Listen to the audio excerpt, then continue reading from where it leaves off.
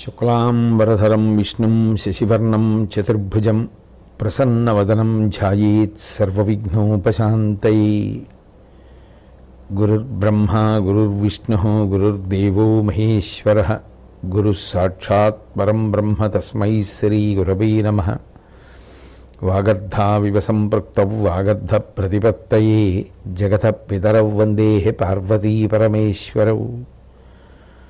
సూక్తిం సమగ్రయతున స్వయమేవ లక్ష్మీ శ్రీరంగరాజమహిషీ మధురైకటాక్షై వైదగ్ధ్యవర్ణగుణగుంభనగౌరవైర్యాం కండూలకర్ణకుహరా కవయోధయంతి. హైమోర్ధ్వపుండ్రమజహన్మకుటం సునాసం మందస్మితం మకరకుండలచారుగండం బింబాధరం బహుళదీర్ఘకృపాకటాక్షం శ్రీవేంకటేశముఖమాత్మని సన్నిధత్తాం. విమలపటి కమలకుటి పుస్తకరుద్రాక్షశస్తహస్తపుటి కామాక్షి పక్ష్మలాక్షి కలిత విపంచి విభాసి వైరించి. నారాయణం నమస్కృత్య నరం చైవ నరోత్తమం దేవీం సరస్వతీం వ్యాసం తతో జయముదీరయేత్. హరి ఓం. పరమేశ్వర స్వరూపైన సభకు నమస్కారం. శ్రీకృష్ణ పరమాత్మ యొక్క ఆజ్ఞ మేరకు ధర్మరాజు గారు భీష్మాచార్యుల వారికి నమస్కరించి రాజధర్మములన్నింటినీ కూడా తనకు తెలియచేయవలసినదిగా ప్రార్థన చేశారు. వెంటనే భీష్ముడు సర్వజ్ఞుడైనప్పటికీ శ్రీకృష్ణ పరమాత్మ చేత భౌతికమైనటువంటి శక్తి, మానసికమైనటువంటి ధృతి, అన్నింటినీ జ్ఞాపకం తెచ్చుకోగలిగినటువంటి అనుగ్రహము సాధించిన వాడైనప్పటికీ కూడా ఆయన చేయవలసినటువంటి నమస్కారాన్ని చేసి భగవంతుడి పట్ల, వేదముల పట్ల, ధర్మము పట్ల తనకుండేటటువంటి నిబద్ధతని వ్యక్తం చేశారు. అనుటయు నాపగేయుడు మహత్వ సమంచితమైన ధర్మమున్ వినుత విధాతృభావ మహనీయుడు కృష్ణుని వేదమూర్తినాజను ధరణీ సురావళి ప్రసక్తి తలంచి నమస్కరించి అజ్జనపతి వక్త్రమాదర రసప్లుత దృష్టిని చూచి ఇట్లను. మొట్టమొదట బోధ చేసేటటువంటి గురువుకి ఆ బోధ వినేటటువంటి శిష్యుడి పట్ల ప్రేమ ఉండాలి. ఆ ప్రేమ భావనతో చెప్పేటటువంటి వాడై ఉండాలి. ఎందుచేత అంటే ఎంతో కష్టపడి తాను చదువుకుని తెలుసుకున్నటువంటి విషయాన్ని, గురువుల యొక్క శుశ్రూష చేసి తాను పొందినటువంటి జ్ఞానాన్ని శిష్యుడికి ప్రబోధం చేసేటప్పుడు ఆ గురువుకి చెప్పడం తన కర్తవ్యమని, చెప్పడం ద్వారా శిష్యుణ్ణి అనుగ్రహించి ఆ శిష్యుడు సంతోషించి తన దగ్గర ఉన్నటువంటి జ్ఞానం లోకానికి అందరికీ అందితే అంతకన్నా తన జన్మకి సార్థక్యం లేదనేటటువంటి సంతోషం మనసులో నిండిపోయిన వాడై ఉండాలి. అటువంటి సంతోషము కలిగినటువంటి గురువు మాట్లాడుతుంటే అప్పుడు శిష్యుడు అభ్యున్నతిని పొందుతాడు.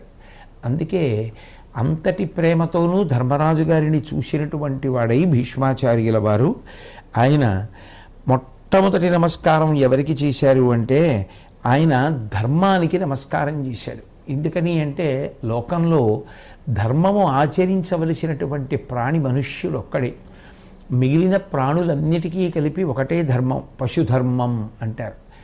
ఆకలేసిందనుకోండి, అవతల ప్రాణికి కష్టం కలుగుతుందా, లేకపోతే అవతల ప్రాణి అది లాగేస్తే మళ్ళీ తినడానికి ఉందా లేదా, తాను న్యాయంతో ప్రవర్తిస్తున్నానా, శాస్త్ర విహితమైనటువంటి నడవడి ఉందా, ఇవన్నీ ఉండవు. ఆకలిస్తే కలియబడి బలహీనమైన ప్రాణిని పట్టి తినడమో, దాని దగ్గర ఉన్న ఆహారాన్ని లాగేయడమో. కానీ మనుష్యుడు అలా కాదు. నిరంతరం దేశకాలములను వర్ణాశ్రమములను దృష్టిలో పెట్టుకుని ధర్మాచరణము చేయవలసి ఉంటుంది. ఆ ధర్మమే మనుష్యుడికి సంసార సముద్రమును దాటడానికి పెద్ద నావ. అటువంటి ధర్మమునకు మొదటి నమస్కరించడంలో భీష్మాచార్యుల వారికి ధర్మం పట్ల ఉండేటటువంటి నిబద్ధత అర్థమవుతుంది.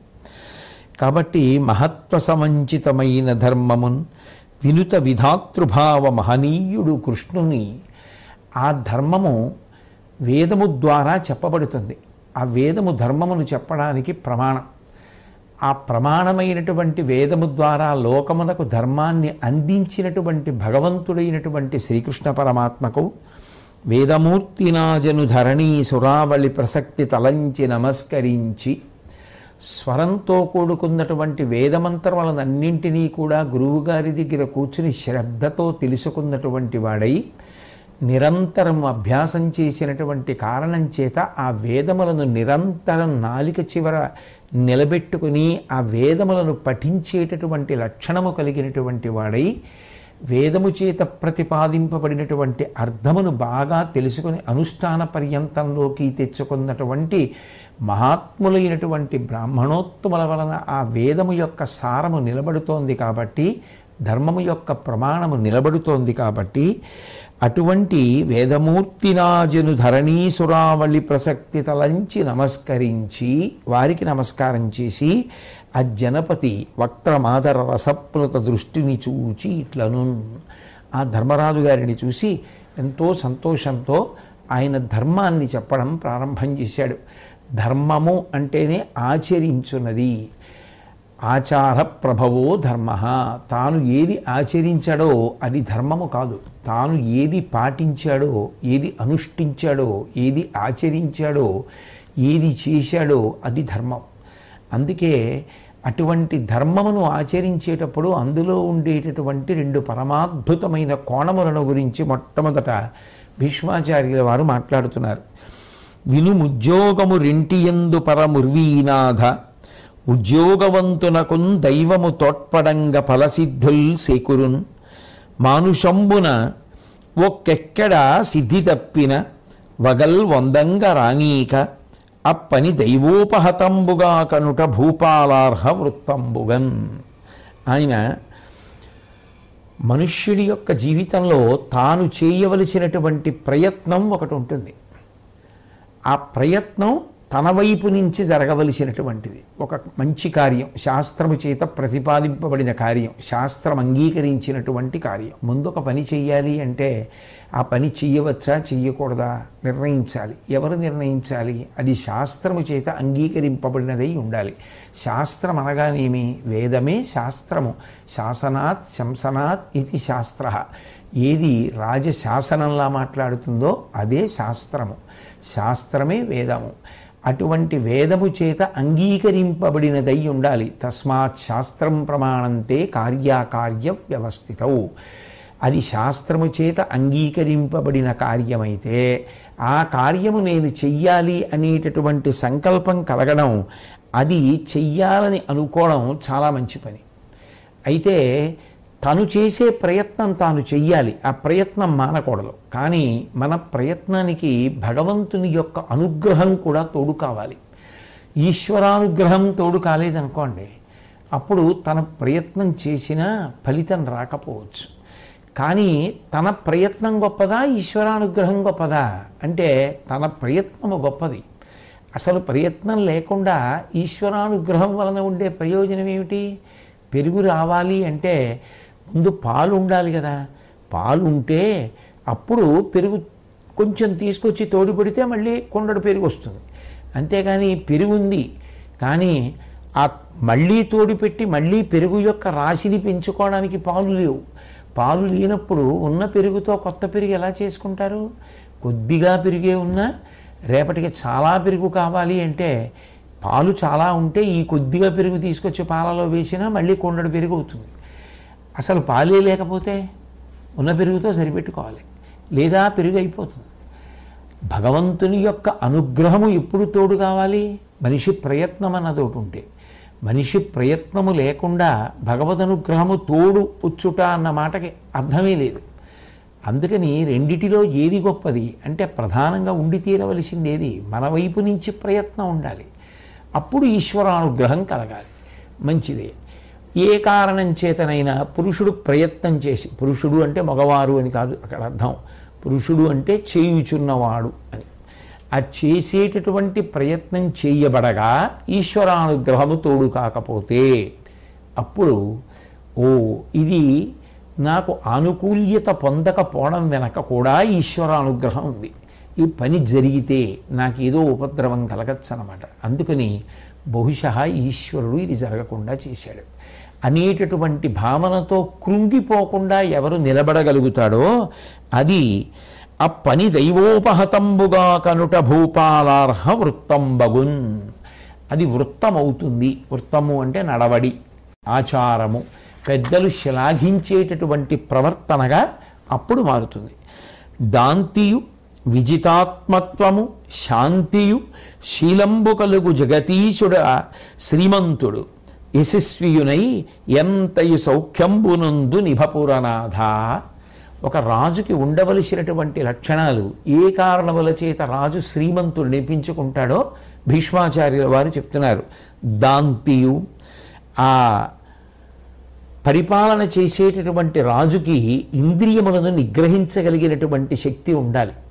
యథేచ్ఛగా ఇంద్రియములు వాటి ఇష్టం వచ్చినట్టు అవి పరిగెడుతుంటే కంటిదారిన కన్ను, చెవిదారిన చెవి, ముక్కుదారిన ముక్కు, ఇష్టం వచ్చినట్టుగా ఇంద్రియములు పరిగెత్తినటువంటి వాడు తనని తాను నిగ్రహించుకోడు, వేరొకరిని నిగ్రహించలేడు. కాబట్టి మొదట ఉండవలసినది దాంతి, రెండవది విజితాత్మత్వము. ఆత్మస్వరూపం గురించి తెలిసినటువంటి వాడై ఉండాలి. ఇంకా పై స్థాయిలో అయితే ఆ ఆత్మస్వరూపము తనకు ఎరుకలోనికి వచ్చి అనుభవసిద్ధి పొందినవాడై ఉండాలి. అంటే అంతటి జ్ఞాని అయి ఉండాలి. శాంతియు, శాంతి ఎప్పుడు కలుగుతుంది? కామము క్రోధము రెండూ లేకపోతే శాంతి కలుగుతుంది. కోరిక లేదు, కోపము లేదు, రెండూ లేని పరిస్థితి ఏదో అది శాంతి.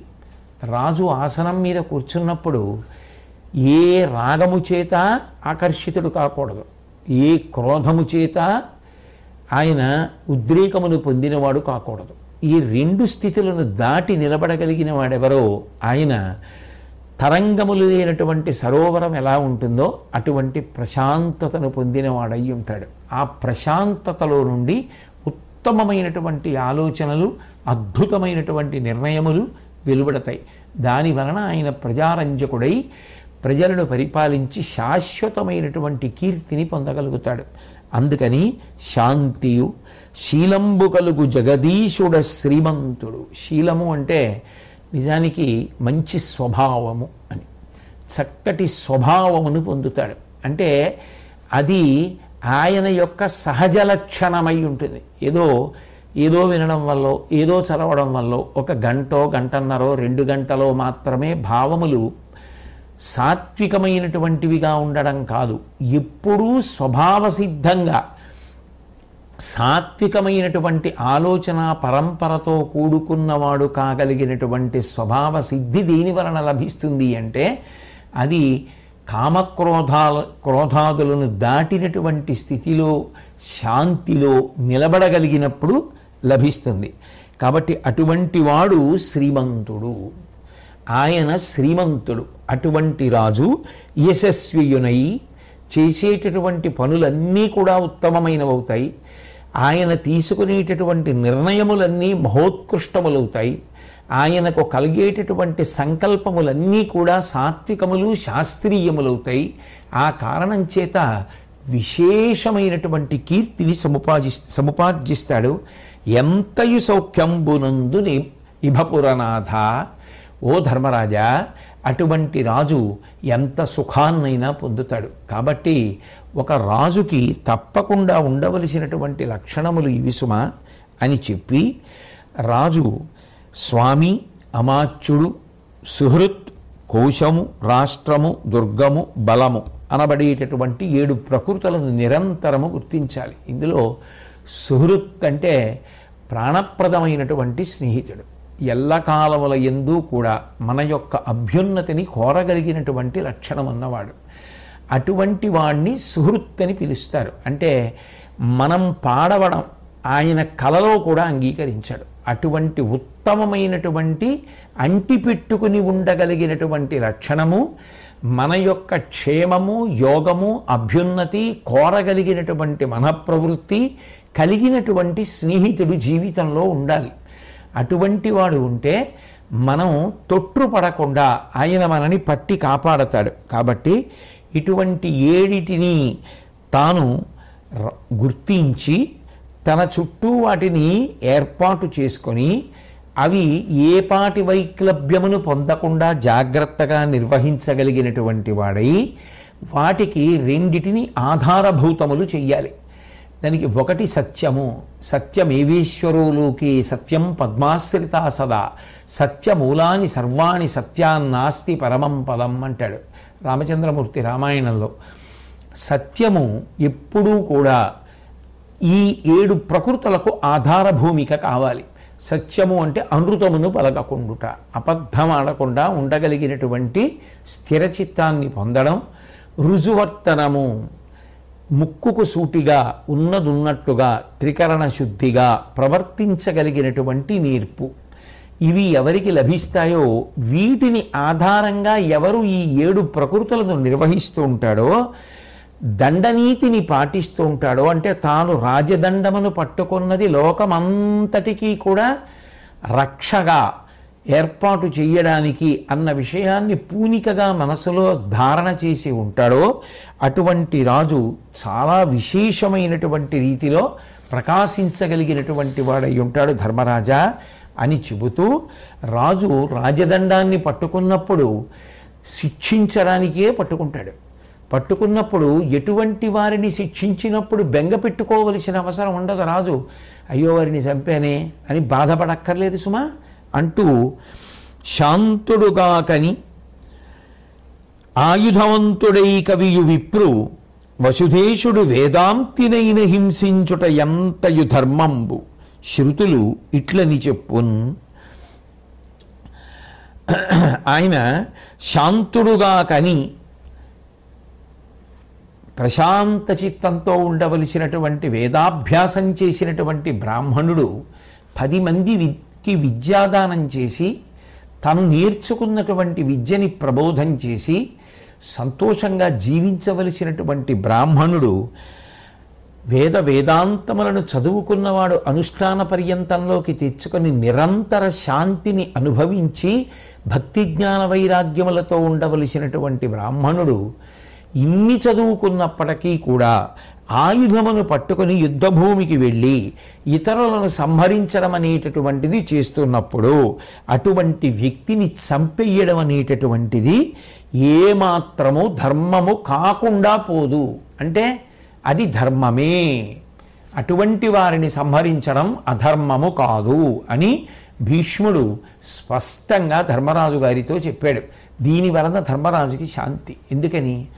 ధర్మరాజు గారి మనసులో ఒక పెద్ద ఆవేదన ఉంది. అయ్యో మనకి చదువు నేర్పినటువంటి వాడు మహానుభావుడు, ఆ ద్రోణాచార్యుల వారిని సంహరించామే యుద్ధంలో, పైగా నేను చెప్పిన మాటలు నమ్మి కొడుకు మరణించాడని అస్త్రసన్యాసం చేశాడే, అట్లా అస్త్రసన్యాసం చేసినప్పుడు కదా గురువుగారిని చంపేశాం, గురువుగారి యొక్క మరణానికి నేను కారణమయ్యానే అని ఆ గురువుని చంపి సంపాదించుకున్న రాజ్యం అనేటటువంటి భావన, అర్జునుడు ద్రోణపర్వంలో అన్న మాటలు ధర్మరాజు గారి మనసులో ములుకుల్లా కదులుతున్నాయి. అవి ఇప్పుడు భీష్ముడి యొక్క మాటల వలన తొలగిపోయాయి. ఎంత వేదాంతములు చదువుకున్నవాడైనా, ఎంత శాస్త్రాధ్యయనం చేసిన వాడైనా బ్రాహ్మణుడు ఆయుధాన్ని పట్టుకొని యుద్ధభూమిలోకి వచ్చి ఇతరులని మట్టు పెట్టడం మొదలు పెడితే అటువంటి బ్రాహ్మణుణ్ణి సంహరించవచ్చు. ఒక విషయాన్ని మాత్రం మీరు జాగ్రత్తగా గమనించవలసి ఉంటుంది. ఒకానొకప్పుడు వర్ణాశ్రమ వ్యవస్థ దానిని ఆధారం చేసుకుని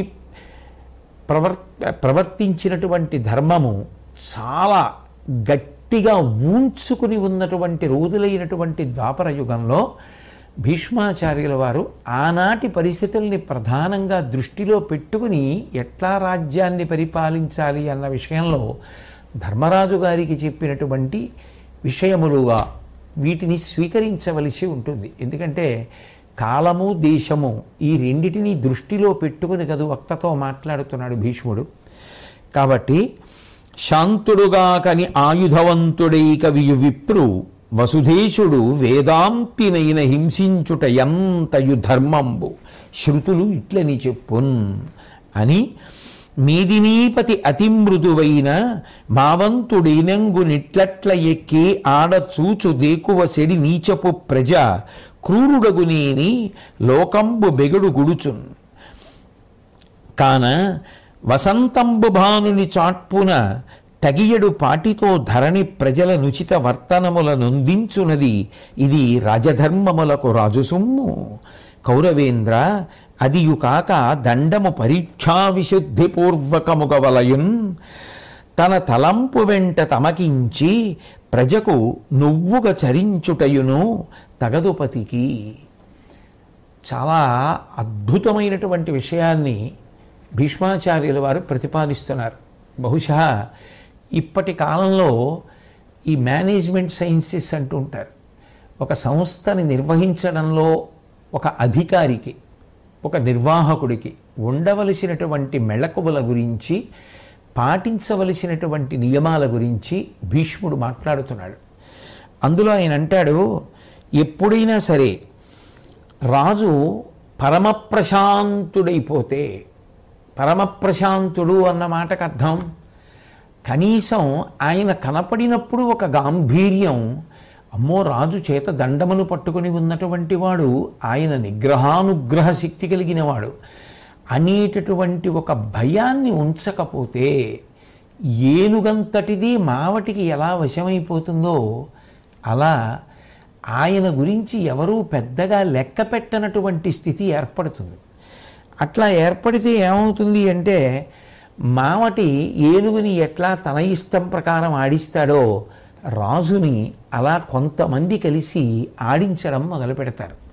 ప్రజలలోనే కొంతమంది రాజు యందు చులకన భావం పొంది ఆయన యొక్క అతి మంచితనాన్ని వీళ్ళు వాడుకోవడానికి ఉపకరణంగా తీసుకుంటారు. కాబట్టి రాజు అట్లా ఉండకూడదు. అదే సమయంలో అతి కోపంతో రాజు ప్రవర్తిస్తే ప్రజలు భయపడి పారిపోతారు. అసలు ఎవరు ప్రభువు దగ్గరికి రావడానికి కూడా ఇష్టపడరు. ఒకవేళ తప్పనిసరి పరిస్థితులలో వచ్చిన రాజు దాకా వచ్చారు అంటే అది ఎంత ఓర్చుకోలేని కష్టమైతే రాజు దాకా వస్తారు. అంత దూరం అంత పై వరకు వెళ్ళారు అంటే ఖచ్చితంగా అది ఏదో చాలా ప్రబలమైన సమస్య అయితేనే వెడతారు. అయినప్పుడు వినేటప్పుడు ఎంతో సావధానంతో వినాలి. రెండు ఎవరు ఏ కష్టంతో వచ్చారు, ఆ కష్టం చెప్పుకోవడానికి అంత బాధపడి కలుసుకోవడానికి ముందు నేను ఇలా చెప్పాలి అట్లా చెప్పాలి తన బాధ అని చెప్పి 100 మాటలు మనసులో అనుకుని వచ్చినప్పుడు రాజు ఆ వచ్చిన వ్యక్తి యొక్క మాట వినకుండా చాలా కోపంతో కనపడ్డాడనుకోండి, వచ్చినవాడు చెప్దామనుకున్న భావాలు సగం ఆవిరైపోతాయి. ముందు ఏ విషయానికి ఆ విషయంగానే పరిశీలించడం రాజుకి రావాలి. అంతకుముందు విషయం కోప్పడవలసింది అయితే అక్కడికది కోపం నటించి వ్యవస్థని చక్కదిద్దుకుని పంపించేశాక తర్వాత వచ్చే వాళ్ళతో ప్రశాంతంగానే మాట్లాడాలి. అంతేకాని ఆ కోపాన్ని అక్కడతో వదిలేయాలి తప్ప, ఇంతకుముందు మాట్లాడినప్పుడు ఉన్న కోపం తర్వాత వాళ్ళతో మాట్లాడుతున్నప్పుడు ప్రదర్శిస్తే వాళ్ళు ఏదో చెప్పుకుందాం అనుకుని వచ్చిన వాళ్ళు చెప్పకపోగా పారిపోతారు భయపడి. కాబట్టి ధర్మరాజా, రాజైనటువంటి వాడికి అతి కోపము పనికిరాదు. అతి కోపంతో ఉంటే ఎవరూ దగ్గరికి రారు. అట్లాగని అతిగా చనువివ్వడమో మంచిది కాదు. ఏనుగుని మావట ఆడించినట్టు ఆడిస్తారు. కాబట్టి రెండిటికీ మధ్య సమానమైన స్థాయిని పాటించడము అంటే వసంత ఋతువులో ప్రకాశించేటటువంటి సూర్యబింబం యొక్క కాంతి భరించడానికి ఎంత హాయిగా ఉంటుందో. వేడి ఉంటుంది కానీ భరించలేనంత వేడి మాత్రం కాదు. అట్లాగని వేడి లేకపోవడం ఉండదు, కన్నెత్తి సూర్యబింబాన్ని చూడటము సాధ్యం కాదు. అట్లాగని సూర్యుడు ప్రకాశిస్తున్నాడని అసలు బయటికి రావడానికి భయపడి లోపలే ఉండవలసిన బెంగా ఉండదు. రాజు అట్లా ఉండాలి. వసంతకాలంలో ప్రకాశించేటటువంటి సూర్యుడిలా ఉండాలి. రాజు యొక్క ఉపకార ధోరణి వలన ప్రజలు ఎంతో సంతోషాన్ని పొందుతారు. కాబట్టి అటువంటి ప్రేమ భావన మనసులో ఉంచుకొని అటువంటి స్వభావంతో అర్హులైనటువంటి వారికి అందించవలసిన ఫలాన్ని అందిస్తూ రాజు జాగ్రత్తగా పరిపాలన చెయ్యాలి. అంతేకాని తన యొక్క కోపాన్ని కానీ తన యొక్క తొందరపాటుని కానీ రాజు గుర్తుపెట్టుకోవలసిన విషయం, తాను కొన్ని కోట్ల మంది మీద రుద్దుతున్నాను అని గుర్తుపెట్టుకోవాలి. రాజు ఏదో కోపాన్ని మనసులో పెట్టుకుని ఒక ఆజ్ఞ జారీ చేస్తే దాని కారణంగా కొన్ని కోట్ల మంది ఇబ్బంది పడతారు. అట్లాగే రాజు తొందరపడి ఒక పని చేస్తే దాని వలన కొన్ని కోట్ల మంది ఇబ్బంది పడతారు. కాబట్టి పై స్థాయిలో ఉండేటటువంటి పరిపాలకులైనటువంటి వాళ్ళు నిర్ణయాన్ని చేసేటప్పుడు ఈ రెండింటినీ జాగ్రత్తగా గమనించి తాను ఈ రెండిటికి అతీతమైన స్థితిలో ఉండగా నిర్ణయములను తీసుకోవాలి. ఒకటి, చాలా కోపంతో ఉండి నిర్ణయాలు చేయకూడదు, చాలా తొందరపాటుతో నిర్ణయాలు చేయకూడదు. ప్రశాంత చిత్తంతో చెయ్యాలి, రాగద్వేషాలు లేకుండా చెయ్యాలి ఆ నిర్ణయాన్ని. రెండోది, ఎవరి మీదో కోపం పెట్టుకుని ఎప్పుడూ కూడా పరిపాలన యందు నిర్ణయములు చెయ్యకూడదు అని ధర్మరాజు గారికి ఆదర్శవంతమైన పరిపాలన ఎట్లా చెయ్యాలి అన్న విషయంలో భీష్మాచార్యుల వారు మాట్లాడుతున్నారు. వ్యక్తిగతంగా నాకనిపిస్తుంది ఇది రాజ్య పరిపాలన చేసేటటువంటి రాజులకే కాదు, సంస్థలు నిర్వహించేటటువంటి నిర్వాహకులకు, అధికారులకు, పరిపాలకులకు, వారందరికీ కూడా ఈ విషయాలు అన్వయం అవుతాయి అని నాకు అనిపిస్తుంది.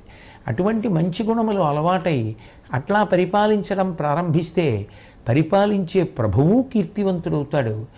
ఆయన కింద పరిపాలింపబడుతున్న పాలితులు కూడా ఎంతో సంతోషాన్ని పొందుతారు. అట్లాగే ఏ విధంగా అయితే ఒక స్త్రీ తన సంతానం జాగ్రత్తగా పెరగాలి అన్న ఉద్దేశ్యంతో తాను గర్భిణి అయి ఉండగా పథ్యాన్ని పాటిస్తుందో, విహారమును నియంత్రించుకుంటుందో, అట్లాగే రాజు తనను తాను నియంత్రించుకోవాలి. ఇప్పుడు ఆరోగ్యంగా ఉన్న వ్యక్తి, సాధారణంగా ఉన్న వ్యక్తి అది తనకి పడదు అన్నా కూడా ఆ పదార్థాన్ని తిన్నాడు అనుకోండి, ఆ రోగం ఆయన వరకే పరిమితం. ఇప్పుడు తినవలసింది తిన్నాడా లేదా అన్నదానికన్నా తినకూడనిది తిన్నాడా అన్నది రోగం రావడానికి కారణమవుతుంది. మీరు బాగా చల్లగా ఉన్నది తినకండి అన్నారనుకోండి, మీరు చల్లగా లేనిది తిన్నారా తినలేదా అన్నదానికన్నా చల్లగా ఉన్నది తిన్నారా అన్నది మాత్రం మీ ఆరోగ్యాన్ని నిర్ణయించడంలో ప్రధాన పాత్ర పోషిస్తుంది. చల్లగా లేనివే నేను ఎప్పుడూ తింటున్నానండి, ఇవాళ ఒక్కరోజు మాత్రం పొద్దున్న జిహ్వచాపల్యానికి లోని బాగా చల్లగా ఉన్న పదార్థాన్ని తిన్నాను, శీతలంగా ఉంచగలిగినటువంటి పెట్టెలో పెట్టబడినటువంటి ఒక పదార్థాన్ని తీసుకుని మధురంగా ఉంది కదా అనుకుని తినేశాను అంటే దగ్గు వస్తుంది, పడిశం పడుతుంది. ఎందుకంటే ఆయనకి అది పడదు గనక, ఆ చల్లటి పదార్థం ఆయనకి పడదు. నీకు పడనిది నువ్వు తినకుండా ఉండడమే పథ్యం. ఔషధాన్ని సేవిస్తే సరిపోదు, పథ్యాన్ని కూడా పాటించాలి. గర్భిణి అయినటువంటి స్త్రీ తన కొరకే కాదు పథ్యాన్ని పాటించేది, లోపల పెరుగుతున్న పిండం కోసం పాటిస్తుంది. ఎందుకని, నేను తింటే లోపల ఉన్నటువంటి పిండం యొక్క ఆరోగ్యం పాడవుతుంది. తనకిష్టం లేకపోయినా లోపల ఉన్న పిండం ఆరోగ్యానికి పనికొస్తుందంటే తింటుంది. ఒక గర్భిణి అయినటువంటి స్త్రీ తనలో ఉన్నటువంటి పిండం యొక్క ఆరోగ్యవంతమైన పెరుగుదల కోసం, ఆ పిండం యొక్క రక్షణ కోసం ఏ విధంగా అయితే పథ్యాన్ని పాటిస్తోందో ఆ విధంగా రాజు కోపాన్ని విడిచిపెట్టాలి, పాటించవలసిన సద్గుణాల్ని పాటించాలి. అప్పుడే తల్లి కడుపులో పిండం క్షేమంగా ఉన్నట్టు రాజ్యమునందలి ప్రజలు క్షేమంగా ఉంటారు. కాబట్టి రాజు కేవలం తన వ్యక్తిగతమైనటువంటి ఇష్టాయిష్టములను బట్టి కాదు ప్రవర్తించవలసినది, ప్రజల యొక్క అభీష్టము, ప్రజల యొక్క అభ్యున్నతి, వీటిని కూడా దృష్టిలో పెట్టుకుని రాజు ప్రవర్తించాలి సుమా అని భీష్మాచార్యుల వారు ద్రోణుడితో చెప్తూ, పరిహాసంబునలి తేలి భృత్యులయడం ప్రహ్లాదముం పొందు భూవరున ఆజ్ఞంచనరీగి మెచ్చరు పనిన్ వంచింతురు ఎగ్గాడజొత్తురు కౌతూహల వేషభూషణములం తుల్యమున్ పొంది ఏతురు వారెల్ల పదంబు వేడుదురు చింతుర్భూమి మారొడ్డులన్. రాజు తన యొక్క నడవడి విషయంలో తీసుకోవలసినటువంటి జాగ్రత్తల గురించి భీష్ముడు మాట్లాడుతున్నాడు. పరిహాసంబున తేలి తన దగ్గర ఉండేటటువంటి భృత్యులతో, తన దగ్గర ఉండేటటువంటి సేవకులతో రాజు అతిగా పరిహాసమాడడం మొదలుపెట్టాడు అనుకోండి. కొంతకాలం అయిపోయిన తర్వాత ఏమవుతుందంటే అతిగా పరిహాసమాడేటటువంటి ధోరణి ఒకనాడు యుక్తాయుక్త విచక్షణ మరిచిపోయి 10 మందిలో రాజుని కూడా పరిహాసమాడేటటువంటి స్వాతంత్ర్యం ఆ భృత్యులు పొందుతారు. అప్పుడు ఏమవుతుంది అంటే ఒక్కటి అటువంటిది ప్రజల చెవిన పడిందనుకోండి, ఎవరి చెవినో పడిందనుకోండి, చాలా చులకనాయన 10 మందిలో ఆయన దగ్గరుండే ఒక ఆయన ఏమన్నాడో తెలుసా ఆయన్ని అని దానికి ఎక్కువ ప్రాధాన్యత ఇచ్చి చెప్పుకోవడం ప్రారంభిస్తారు. కాబట్టి రాజు జాగ్రత్తగా ఉండుట అన్న మాటకు అర్థం ఏమిటంటే రాజు అతిగా పరిహాసం ఆడకూడదు. అంటే రాజు నవ్వాలి, రాజు సంతోషంగా ఉండాలి. కానీ అట్లాగని 10 మంది కోసం బ్రతకవలసిన వాడు చెయ్యవలసిన త్యాగమన్న మాటకు అర్థం ఏమిటి అంటే అతి చనువు పొందడానికి అవకాశమిస్తూ అతిహాస్యము ఎవ్వరితోటి పనికిరాదు. అట్లాగే అటువంటి పని చేస్తే చులకనైపోతే ఎంత త్యాగశీలత కలిగినటువంటి రాజైనా సరే ప్రజలు దానిని మెచ్చుకోవడం మానేసి ఈ అక్కర్లేని విషయాలకి ప్రాధాన్యం ఇచ్చి వీటి గురించి మాట్లాడుకోవడం ఎక్కువైపోతుంది. పైగా ఎప్పుడైతే అంత చనువు దొరికేసిందో భృత్యులకు వారు రాజాజ్ఞలను ఔదలదాల్చడంలో భయాన్ని వదిలిపెట్టేస్తారు. ఏం అనర్లేదు అన్న ధోరణి పెరిగిపోతుంది. పెరిగిపోతే అది అన్యాపదేశంగా రాజుకి కీడు తలపెట్టినట్టే. ఆయన యొక్క ఆజ్ఞలను ఔదలదాల్చి ఆచరించవలసినటువంటి భృత్యులు అట్లా ఔదలదాల్చకపోతే, రాజాజ్ఞలను అమలు చేయకపోతే ప్రజలకు ప్రభువు అందించాలనుకున్నటువంటి ఫలములు అందవు. అప్పుడు ఎవరికి కీడు జరుగుతుంది? ఎవరి కీర్తి మాసిపోతుంది? మధ్యలో ఉన్న భృత్యులు అతి చనువు తీసుకున్నారని ఎవరు అనరు. ప్రభువు తమకు ప్రయోజనాన్ని అందించలేకపోయాడంటారు. అలా అందించడంలో అవ్యవస్థ ఎక్కడ ఏర్పడుతోందో దానికి కారణమైనటువంటి అతి పరిహాసములు, అతి చనువు వర్జనీయములు. అది జాగ్రత్తగా ఉండాలి సుమా. రాజు తన నడవడి యందు నిరంతరం పరిశీలించుకుంటూ ఉండాలి సుమా. కాబట్టి కౌతూహల వేషభూషణములం తుల్యత్వమం పొంది ఏతురు వారెల్ల పదంబు వేడుదురు. రాజు ఎటువంటి వస్త్రధారణ చేస్తాడో అటువంటి వస్త్రధారణ చేయడం, రాజు ఎట్లా భూషణములు వేసుకుంటాడో అట్లా వేసుకోవడం, రాజు ఎట్లా మాట్లాడతాడో అలా మాట్లాడడం, అన్ని పదవులు తమకే కావాలి అని కోరుకోవడం, అన్ని పనులు తామే చక్కపెడతాం అంటూ ఉండడం, అతి స్వాతంత్ర్యం తీసుకుని ఇచ్చిన పని కన్నా అన్ని పనులు నేనే చెయ్యగలననేటటువంటి అధికారం తన చేతిలో పెట్టుకోవడానికి ప్రయత్నం చెయ్యడం, తద్వారా చిట్ట చివరికి చింతుర్భూమి మారొడ్డులన్. ఓ ధర్మరాజా, భూమి ముక్కలైపోవడానికి కారణమైపోతారు. కాబట్టి అంటే ఆ రోజులలో ఉన్న పరిస్థితులలో సామంతులైనటువంటి వారు తిరగబడి స్వాతంత్రం ప్రకటించుకుంటే ప్రభువు యొక్క రాజ్యం ముక్కలైపోలేదు. కాబట్టి అటువంటి పరిస్థితి ఏర్పడుతుంది. కాబట్టి ప్రవర్తన యందు రాజు చాలా జాగ్రత్తగా ఉండాలి సుమా. అతి చులకన తీసుకొని ఎవరూ విజృంభించకుండా నిరంతరం జాగ్రత్తగా తన ప్రవర్తనని తాను పరిశీలించుకుంటున్నటువంటి వాడై ఉండాలి. అలాగే కర్తవ్యము పాటించడంలో చాలా జాగ్రత్తగా పాటించేటటువంటి వారందరినీ తన దగ్గర పెట్టుకోవాలి. అట్లాగే కర్తవ్యాన్ని పాటించడంలో విముఖులు విఫలురైనటువంటి వారెవరు ఉంటారో వారు ఎంత గొప్పవారైనా చివరికి గురువే అయినా రాజు వదిలిపెట్టేయడమే ధర్మము. కర్తవ్యము అంటే తాను చెయ్యవలసిన పని, తాను చేయవలసిన పని తాను చెయ్యాలి. తాను చేయవలసినటువంటి పని చేయకపోవడానికి సాకు చెప్పడం గొప్ప కాదు. తాను చేయవలసినటువంటి పని తాను చెయ్యడానికి ఏదైనా అడ్డొచ్చినా దాన్ని నేను అందుకు పక్కన పెట్టి చేసి రక్షించానని చెప్పడం గొప్ప. ఈ నియమం అడ్డొచ్చిందండి, అందుకని మేము ఈ పని చేయలేకపోయామండి, ఇందుకని ప్రభుత్వపు ఆస్తి రక్షించలేకపోయామండి అనడం గొప్ప కాదు. మేము ఇంత గొప్పగా ప్రభుత్వ ఆస్తిని రక్షించడానికి అవసరమైతే ఈ నియమాన్ని పక్కన పెట్టి ఇంత రక్షించామని ప్రభువుకి చెప్తే ప్రభువు వాళ్ళు చేసిన పనిని ఎందుకు ఆమోదించడు? వాళ్ళ కర్తవ్యాన్ని వాళ్ళు చేశారా లేదా? అంతేకాని నీ కర్తవ్యానికి ఉన్న నియమాలు అడ్డొచ్చాయని చెప్పి తప్పుకుని ప్రజాక్షేమాన్ని గాలికొదలకు. అటువంటి భృత్యులను పక్కన పెట్టుకుని నువ్వు సాధించేది ఏమీ ఉండదు. కర్తవ్యత నిష్ట కలిగినటువంటి వాడుంటే వాడు ముందు ప్రజాక్షేమానికే ప్రయత్నం చేస్తాడు. దానివలన ప్రభువు కీర్తివంతుడవుతాడు. అటువంటి కర్తవ్యత నిష్ట లేకపోతే గురువైనా సరే రాజు వదిలిపెట్టేవలసిందే. ఎందుకని అంటే తనకి ఎంత ఆర్తి ఉన్నా ఆయన ప్రజలకు తాను అందిద్దామనుకున్నది అందించలేడు. కాబట్టి అప్పుడు వదిలిపెట్టేయడం క్షేమదాయకమే. అందులో ఏ విధమైనటువంటి ఇక అనుమానము ఉండవలసినటువంటి అవసరం లేదు. కాబట్టి కర్తవ్యత నిష్ట కలిగిన భృత్యులు దగ్గర ఉండాలి. అదే సమయంలో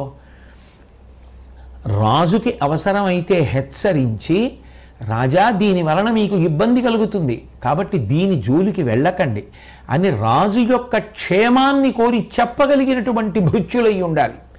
చేసేటటువంటి పనిలో రెండెప్పుడు ఉండాలి. ఒకటి ప్రజాక్షేమమును చూరగొనుట, రెండవది ప్రభువు యొక్క కీర్తి ప్రతిష్టలు నిలబడేటట్టుగా చూసుకొనుట. అవసరమైతే అది కొంచెం కఠినంగా అనిపించిన రాజుకి చెప్పి రాజు యొక్క క్షేమమును కోరుకుంటున్నటువంటి వాడై ఉండాలి. కాబట్టి రాజా అటువంటి భృత్యులను దగ్గర పెట్టుకో. ధర్మము, అర్థము, కామము, మోక్షము అనబడేటటువంటి చతుర్విధ పురుషార్థముల యందు ఉదాసీన ధోరణి ఎప్పుడూ పనికిరాదు. ఎప్పుడూ కూడా ఆ 4 పురుషార్థముల యందు దృష్టి పెట్టి అర్ధకామములను ధర్మముతో ముడివేస్తూనే ఉండాలి తప్ప ధర్మమును విస్మరించడానికి వీలు లేదు.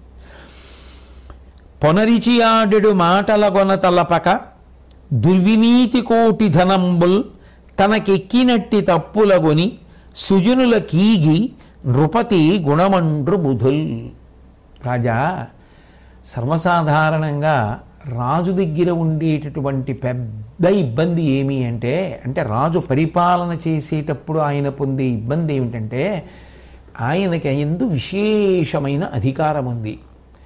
కాబట్టి ఎట్లాగైనా ఆయనకి దగ్గర కావాలని కొందరు ప్రయత్నిస్తారు. ఆయనకు దగ్గర కావాలి అని చేసేటటువంటి ప్రయత్నంలో చెప్పకూడని మాటలు, అక్కర్లేని మాటలు, ఇతరుల మీద కొండములుగా చెప్పేటటువంటి అలవాటు ఉన్నవారు ఉంటారు. అటువంటి వారి మాటలు నమ్మడం అనేటటువంటిది రాజు అలవాటు చేసుకుంటే ఉత్తములైనటువంటి వారు తన నుండి దూరంగా జరిగిపోతారు. దగ్గరకు జరగకూడని వారు దగ్గరికి జరుగుతారు. అందుకని రాజా, చాలా నువ్వు జాగ్రత్తగా ఉండవలసిన విషయం ఏమిటి అంటే దోషములను చూసేటప్పుడు ఎవరో చెప్పారని తొందరపడి వేరొకరు దోషభూయిష్టమైన నడవడి ఉన్నవాడని నిర్ణయించుకోకు. నీకు అనుమానం ఉంటే నీవు దానిని నిరూపణం చేసుకున్న తర్వాత దోషమున్నదని తెలిస్తే నువ్వు తీసుకునేటటువంటి నిర్ణయాన్ని తీసుకో. కానీ ఒకరు చెప్పారని మాత్రం నమ్మకు. నువ్వు నిరూపణం చేసుకొని నువ్వు చూసి నీ అనుభవంలో గమనించి నువ్వు నిర్ణయం చేసుకో. ఎందుకంటే ఒకసారి కానీ అట్లా అలవాటైపోతే ఇక అటువంటి బలహీనతలు ఉన్న వాళ్ళందరూ రాజు దగ్గర చేరి రాజుని పాడు చేస్తారు. కాబట్టి అట్లా జరగకుండా ఉండాలి అంటే ఆయన అట్లా నమ్మరు, వినడం వరకు వింటారు, ఆయన పరిశీలించుకుంటారు, ఆయన నిర్ణయానికి వస్తారు తప్ప మనం చెప్పామని నమ్మరు. 1-2 సార్లు చూసి ఇట్లా చెప్పడం వీడికి అలవాటంటే మనని ఎక్కడ పెడతాలో అక్కడ పెడతారు అని భయం ఉందనుకోండి, రాజుకి పెద్ద ఇబ్బంది తప్పిపోతుంది. కాబట్టి రాజా అట్లా ఉండాలి. 2 దుష్టులైనటువంటి వారు ఉంటారు. దుష్టులంటే మార్గమును తప్పి సంపాదించినటువంటి వారు. అటువంటి వారి యొక్క ధనాన్ని రాజు ధైర్యంగా తీసుకుని అర్హులైనటువంటి వారికి పంచిపెట్టగలిగినటువంటి ప్రజ్ఞావేత్త అయి ఉండాలి. అవి రాజు యందు ఉండాలి. ఎందుకని అంటే అటువంటి లక్షణము రాజు యందు ఉన్నప్పుడే ప్రజలకి ఒకవైపు భయం ఏర్పడుతుంది. మనం అన్యాయంగా ప్రవర్తిస్తే రాజు ఊరుకోడు, రాజదండాన్ని జులిపిస్తాడన్న భయం ఉంటుంది. 2 అట్లా సంపాదించిన వాళ్ళకి ఇది మనం అనుభవించేదే ఉండదు. చివరికి ప్రభువు దాన్ని అర్హులకి ఇచ్చేస్తాడు, మనం కారాగారవాసం చేయవలసి ఉంటుంది అన్న భయం ఏర్పడుతుంది. అప్పుడు ప్రజలు క్షేమంగా ఉంటారు. అధికారగణమంతా కూడా ప్రవర్తించవలసినటువంటి రీతిలో ప్రవర్తిస్తారు.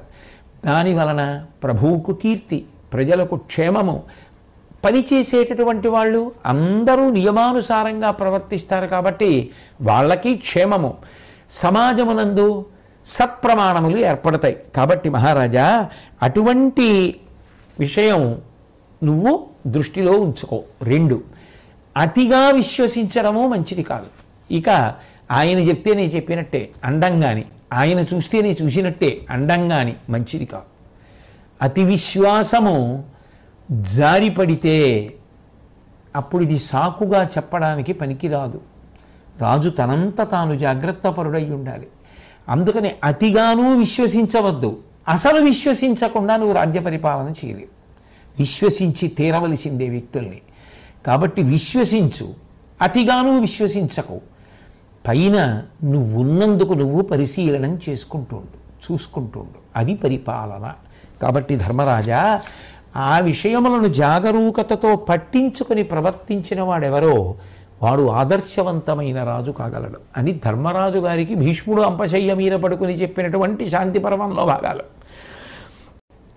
కపటము లేక వైభవము కప్పక ఒండురు మీద రాజుపై అపరిమిత ప్రియంబెసగ అల్గకయుండు ముదంబు పొంది ఏ నృపు విషయంబునన్ ప్రజ వినిర్మల వృత్తత పుత్రుభంగినా నృపుడండ్రుగా నితరునిన్ తగువారెద నీయకొందురే.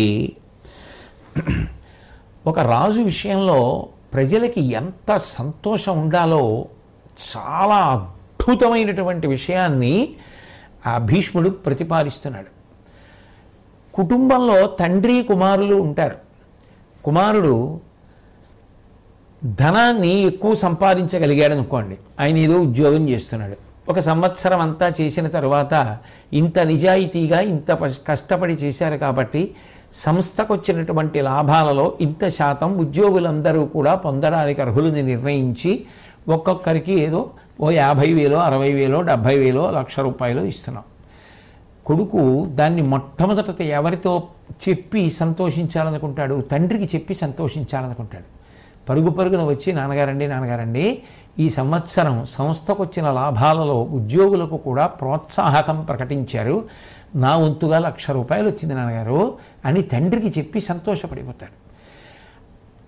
అంతే తప్ప నా దగ్గర డబ్బులు ఉన్నాయని బాబాయ్ నాన్నగారికి తెలియకూడదు అనుకుంటే వాడు ఉత్తముడైన పుత్రుడు ఎలా అవుతాడు? అసలు ఆయన రక్తాన్ని చెమటగా మార్చి ఆయన ఆనందించవలసినటువంటి అనుభవములను పొందకుండా, భోగానుభవం లేకుండా పరమత్యాగం చేసి నన్ను పెంచి వృద్ధిలోకి తెచ్చారు.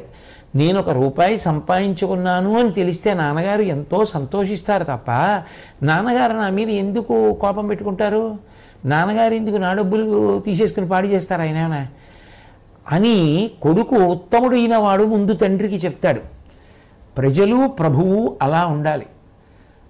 ప్రభువు ఇళ్ళకెళ్ళి వాళ్ళ ఇంట్లో ఉన్నటువంటి అన్ని తలుపులు తీసి బట్టల మడతలు వెతికి కాగితాలు వెతికి ఆయన దాచుకున్నటువంటి సంస్థలకి వెళ్ళి వెతికి చేసి కనిపెట్టవలసినంత అవసరం ఉండకూడదు. తండ్రికి కొడుకులు ఎలా చెప్తారో అట్లా నాకు ఇంత ఆర్జన ఉన్నది అని ప్రజలు ప్రభువుకి చెప్పడంలో సంతోషాన్ని పొందాలి. ఎందుకు సంతోషం పొందుతారు అంటే నాకు ఇంత వచ్చినది అని చెప్పి దాని మీద కట్టవలసినటువంటి పన్ను ప్రభువుకి కడితే తద్వారా మళ్ళీ ఆ పన్ను చెల్లించినందుకు మనకి ఎంత ప్రయోజనం రాజు చేకూరుస్తున్నాడు అంటే ఎవడు పన్ను కట్టాడో వాడికి కొంత ప్రయోజనం జరుగుతూ ఉంటుంది. అది లేకుండా ప్రభువు మనకు ఎలా ఈ ఉపకారం చేస్తాడు? మనం కట్టిన పన్నులతో మళ్ళీ మనం వృద్ధిలోకి రావడానికి ఆయన ఎన్ని చేస్తున్నాడు అన్న విశ్వాసము ప్రజలకి కలగాలి. అట్లా కన్న తండ్రిలా ప్రభువు నిలబడగలగాలి. తాము సంపాదించినది ప్రభువు దగ్గర దాపరికం లేకుండా ప్రజలు చెప్పగలగాలి. అది గొప్ప రాజ్యం. తప్పించి సర్వసాధారణంగా వాడు సంపాదించింది వాడు చెప్పి ఉండడం అన్న భావన ప్రభువుకి నేను చెబితే ఎక్కువ పన్ను కట్టవలసి వస్తుంది తప్ప నాకు రాజు నుండి వచ్చే ప్రయోజనం ఏమీ ఉండదనేటటువంటి విశ్వాసరాహిత్య స్థితి ప్రజలకు కలగకుండా ఉండేటట్టు పరిపాలన చేసిన వాడెవరో వాడు రాజు. అంటే మీరిచ్చినటువంటి ద్రవ్యం ద్వారా ఇదిగో ఇన్ని పనులు చేయగలుగుతున్నామన్న విషయం ప్రజలలోకి చేరేటట్టుగా చూసుకుంటూ ఉండాలి. అది చేరకపోతే ప్రజలకు విశ్వాసము నశించిపోతుంది. ఎంత గంభీరమైన విషయాలు మాట్లాడాడండి భీష్ముడు నిజంగా. కాబట్టి అటువంటి స్థితిని రాజు కల్పించగలిగితే ఒక కుటుంబం ఎంత గొప్పగా ఉంటుందో, తండ్రి కొడుకులు, సమాజం కూడా, అటువంటి రాజ్యం కూడా అంత గొప్పగా, అంత ప్రశాంతంగా, అంత తండ్రి బిడ్డల్లా ఉంటుంది. అటువంటి తండ్రి బిడ్డలను ఎవరు ఎలా వేరు చేయలేరో అటువంటి పాలకుణ్ణి, ప్రజల్ని కూడా ఎవ్వరూ వేరు చేయలేరు. ఆ ప్రభువు ప్రజల గుండెల్లో గుడి కట్టుకుని పూజింపబడతాడు. కాబట్టి ధర్మరాజా, అటువంటి పరిస్థితి ఏర్పడేటట్టుగా నువ్వు జాగ్రత్త తీసుకుని ప్రవర్తించవలసి ఉంటుంది. అది రాజధర్మము సుమా అని భీష్మాచార్యుల వారు చెప్తూ, కోపంబులేమి సత్యాలాపము నిజదార పర విలాసము శుచితా గోపన అద్రోహంబవనీ పాలక సర్వవర్ణ నియత గుణంబుల్. ఇక సమాజంలో ఉండేటటువంటి ప్రతి వ్యక్తికి కూడా కొన్ని లక్షణాలు ఉండాలి. ప్రతి వారికి ఇందులో ఏ విధమైనటువంటి ఇక అరమరికలు లేవు. అందరూ స్త్రీ పురుష పండిత పామర కుల మత వర్ణ వర్గ ధనిక పేద విచక్షణ లేకుండా ప్రతి వ్యక్తి ఈ గుణములను పొందడానికి వీలుగా సంస్కారముతో కూడుకున్న వ్యవస్థ ఏర్పడేటట్టుగా రాజు జాగ్రత్త పడుతూ ఉండాలి. అందులో ప్రజలందరూ కూడా తమ వంతుగా ప్రయత్నం చేసి అలవరుచుకోవలసిన లక్షణాలు. దీనికి ఏ ఇతర విషయంతోటి సంబంధం లేదు. మనిషి అన్న ప్రతివాడు ప్రయత్నపూర్వకంగా అలవాటు చేసుకోవలసినది కోపంబులేమి. కోపాన్ని తగ్గించుకునే ప్రయత్నం. కోపం లేకుండా ప్రశాంతంగా బతకడం. ఎందుకని అంటే అసలు సమస్త పాపములకు కారణము కోపమే. ఆ కోపం అలవాటైపోతే అస్తమానం చెడు నిర్ణయాలే చేస్తారు. కాబట్టి ఆ కోపము లేకుండా బ్రతకగలగడం అనేటటువంటిది రాజ్యంలో ఉన్న ప్రజలందరూ సాధన చెయ్యాలి. 2 సత్యాలాపము, నిజం చెప్పడం అందరూ ప్రతి వ్యక్తి అలవాటు చేసుకోవాలి. నిజదారపర విలాసము, తన ప్రేమ అంతా, తన కామమంతా తన యొక్క ధర్మపత్ని యందు మాత్రమే నిలబెట్టగలిగినటువంటి వాడై ఉండాలి. శుచితా గోపన, ఎప్పుడైనా తన దృష్టిలోకి ఏదైనా ఒక రహస్యం వస్తే, అంటే ఒక్కొక్కసారి నమ్ముతారు మా తండ్రి లాంటి వాడైనా అని నమ్మి వచ్చి చెప్తారు. ఇప్పుడు ఎవరైనా తమ జీవితానికి సంబంధించినటువంటి ఒక రహస్యాన్ని యువతల వారికి ఎప్పుడు చెప్తారు? యువతల వారి మీద ఉండేటటువంటి ప్రబలమైన విశ్వాసము చేత చెప్తారు. ఇంకొకరి రహస్యం తనకి తెలియడం తన గొప్పతనం అనుకోకూడదు. ఆ రహస్యం తనకి చెప్పారు అంటే తనని అవతల వారు ఎంత నమ్మి చెప్పారు అన్నదానికి తగిన పవిత్రతతో బ్రతికి దాన్ని తన యందు జీర్ణం చేసుకోవాలి తప్ప నువ్వు చెప్పిన రహస్యం నాకు తెలుసని అవతల వారిని బెదిరించడానికి వాడుకునేటటువంటి జారుడుతనం ఏ వ్యక్తి యందు ఉండరాదు. కాబట్టి శుచిత గోపనము, అద్రోహం భవనీ పాలక, ద్రోహచింతన, ఎవరి వలన బాగుపడ్డాడో వాళ్ళని పాడు చేయడం, ఎవరి దగ్గర తిన్నాడో వాళ్ళని పాడు చేయడం, ఎవరి వలన తాను మేలు పొందుతున్నాడో వాళ్ళని పాడు చేయడం. ఒకవేళ ఏదైనా దోషం ఉంది, దానికి ఏం పాడు చేయక్కర్లేదు, నీ శక్తి కొలది నువ్వు అయ్యా ఇది చేయకుండా ఉంటే బాగుంటుందేమో అనో మంచి మాట ఎందుకు చెప్పవు? అది చెప్పడం మానేసి అవతలవాడు పాడైపోవాలని వెంటనే ఎందుకు అసలు కోరడం? అంటే ద్రోహ చింతన, అవతలవారు పాడైపోవడానికి ప్రయత్నాలు చేస్తూ ఉండడం. అటువంటి ప్రయత్నాలు అదే పనిగా చెయ్యడం, ఇవి మంచి పనులు కావు. కాబట్టి ప్రతి వ్యక్తి కూడా ఇటువంటి మంచి విషయములను అభ్యాసం చేసి ప్రవర్తించేటట్టుగా మహారాజా చూస్తూ ఉండాలి. ఇక లోకంలో ఈ ఆశ్రమ వ్యవస్థ ఉంటుంది. బ్రహ్మచారి, గృహస్థు, వానప్రస్థు, సన్యాసి అని. వీళ్ళు నలుగురు కూడా వాళ్ళకి సంబంధించినటువంటి ధర్మము ఏదిగా వేదము ప్రతిపాదించిందో దానిని పాటించాలి. బ్రహ్మచారి గురు శుశ్రూషయు ఆగమాధ్యయనమున్ గోష్ఠీ నిరాసంబు తత్పరతన్ మేన్ తొడయంగతాచరమియున్ భైక్షాసనత్వంబు షడ్వర కర్మంబులయందు రాగభరగాఢద్వేషముల్లేక ఎవ్వరితోడన్ పగగాక యున్కియను భవ్య బ్రహ్మచర్యోక్తముల్. బ్రహ్మచర్యాశ్రమమునందుండేటటువంటి వ్యక్తికి గురువు గారిని సేవించడం మీద అనురక్తి ఉండాలి. ఎందుకని అంటే గురువు అనేటప్పటికీ మొట్టమొదట ఉండవలసినటువంటి లక్షణం గురువు గారు ప్రాజ్ఞుడు, వారికి ఎన్నో విషయాలు తెలుసు.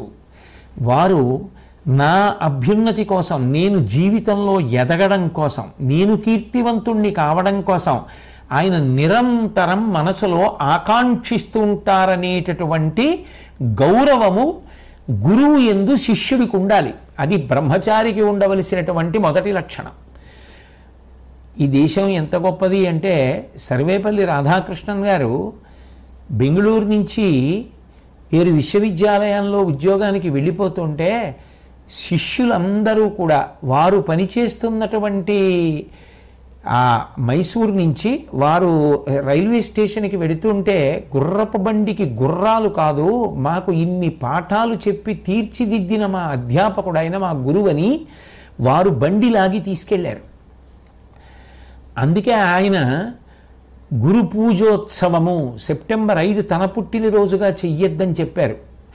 గురువు ప్రతి ఇంటిలో ఒక సభ్యుడు అని పిల్లలకు అలవాటు చెయ్యండి. గురువు కేవలం పాఠం ఒక్కటే చెప్పరు. గురువు పాఠం చెప్పేటప్పుడు ప్రతి పిల్లవాడి యొక్క బలము బలహీనత, వాడి శక్తి దృష్టిలో పెట్టుకుంటాడు. వీడు ఏం కాగలడు, వీడికి ఏది చక్కదిద్దాలి, వీడిలో ఏది ఉండకూడదు, వీడికి ఏది కల్పించాలి, గురువుకి అవగాహన ఉంటుంది. కన్న తల్లిదండ్రులకి తమ బిడ్డలు వృద్ధిలోకి రావాలని ఎంత కాంక్ష ఉంటుందో గురువులకు అటువంటి కాంక్ష ఉంటుంది. అప్పుడప్పుడు నేను పాఠశాలలకి వెడుతూ ఉంటాను, పిల్లలకి ఏమైనా 4 మంచి మాటలు చెప్పాలి అని. వెళ్ళినప్పుడు సర్వసాధారణంగా అక్కడ ఉండేటటువంటి అధ్యాపకులు పరిచయం చేసినప్పుడు మా పిల్లలు అని పరిచయం చేస్తారు. ఈ లోకంలో మా పిల్లలు అని తల్లిదండ్రులు అంటారు, మా పిల్లలు అని అధ్యాపకులు గురువులు అంటారు. అంటే వాళ్ళకి వాళ్ళ దగ్గర చదువుకునే పిల్లలు మా దగ్గర చదువుకునే పిల్లలు అన్నారు, మా పిల్లలు. అంత ప్రేమ. అందులో ప్రతి బిడ్డ వృద్ధిలోకి రావాలని వాళ్ళు కోరుకుంటారు. అందుకని గురువుని మీ కుటుంబ సభ్యుడిగా గౌరవించండి.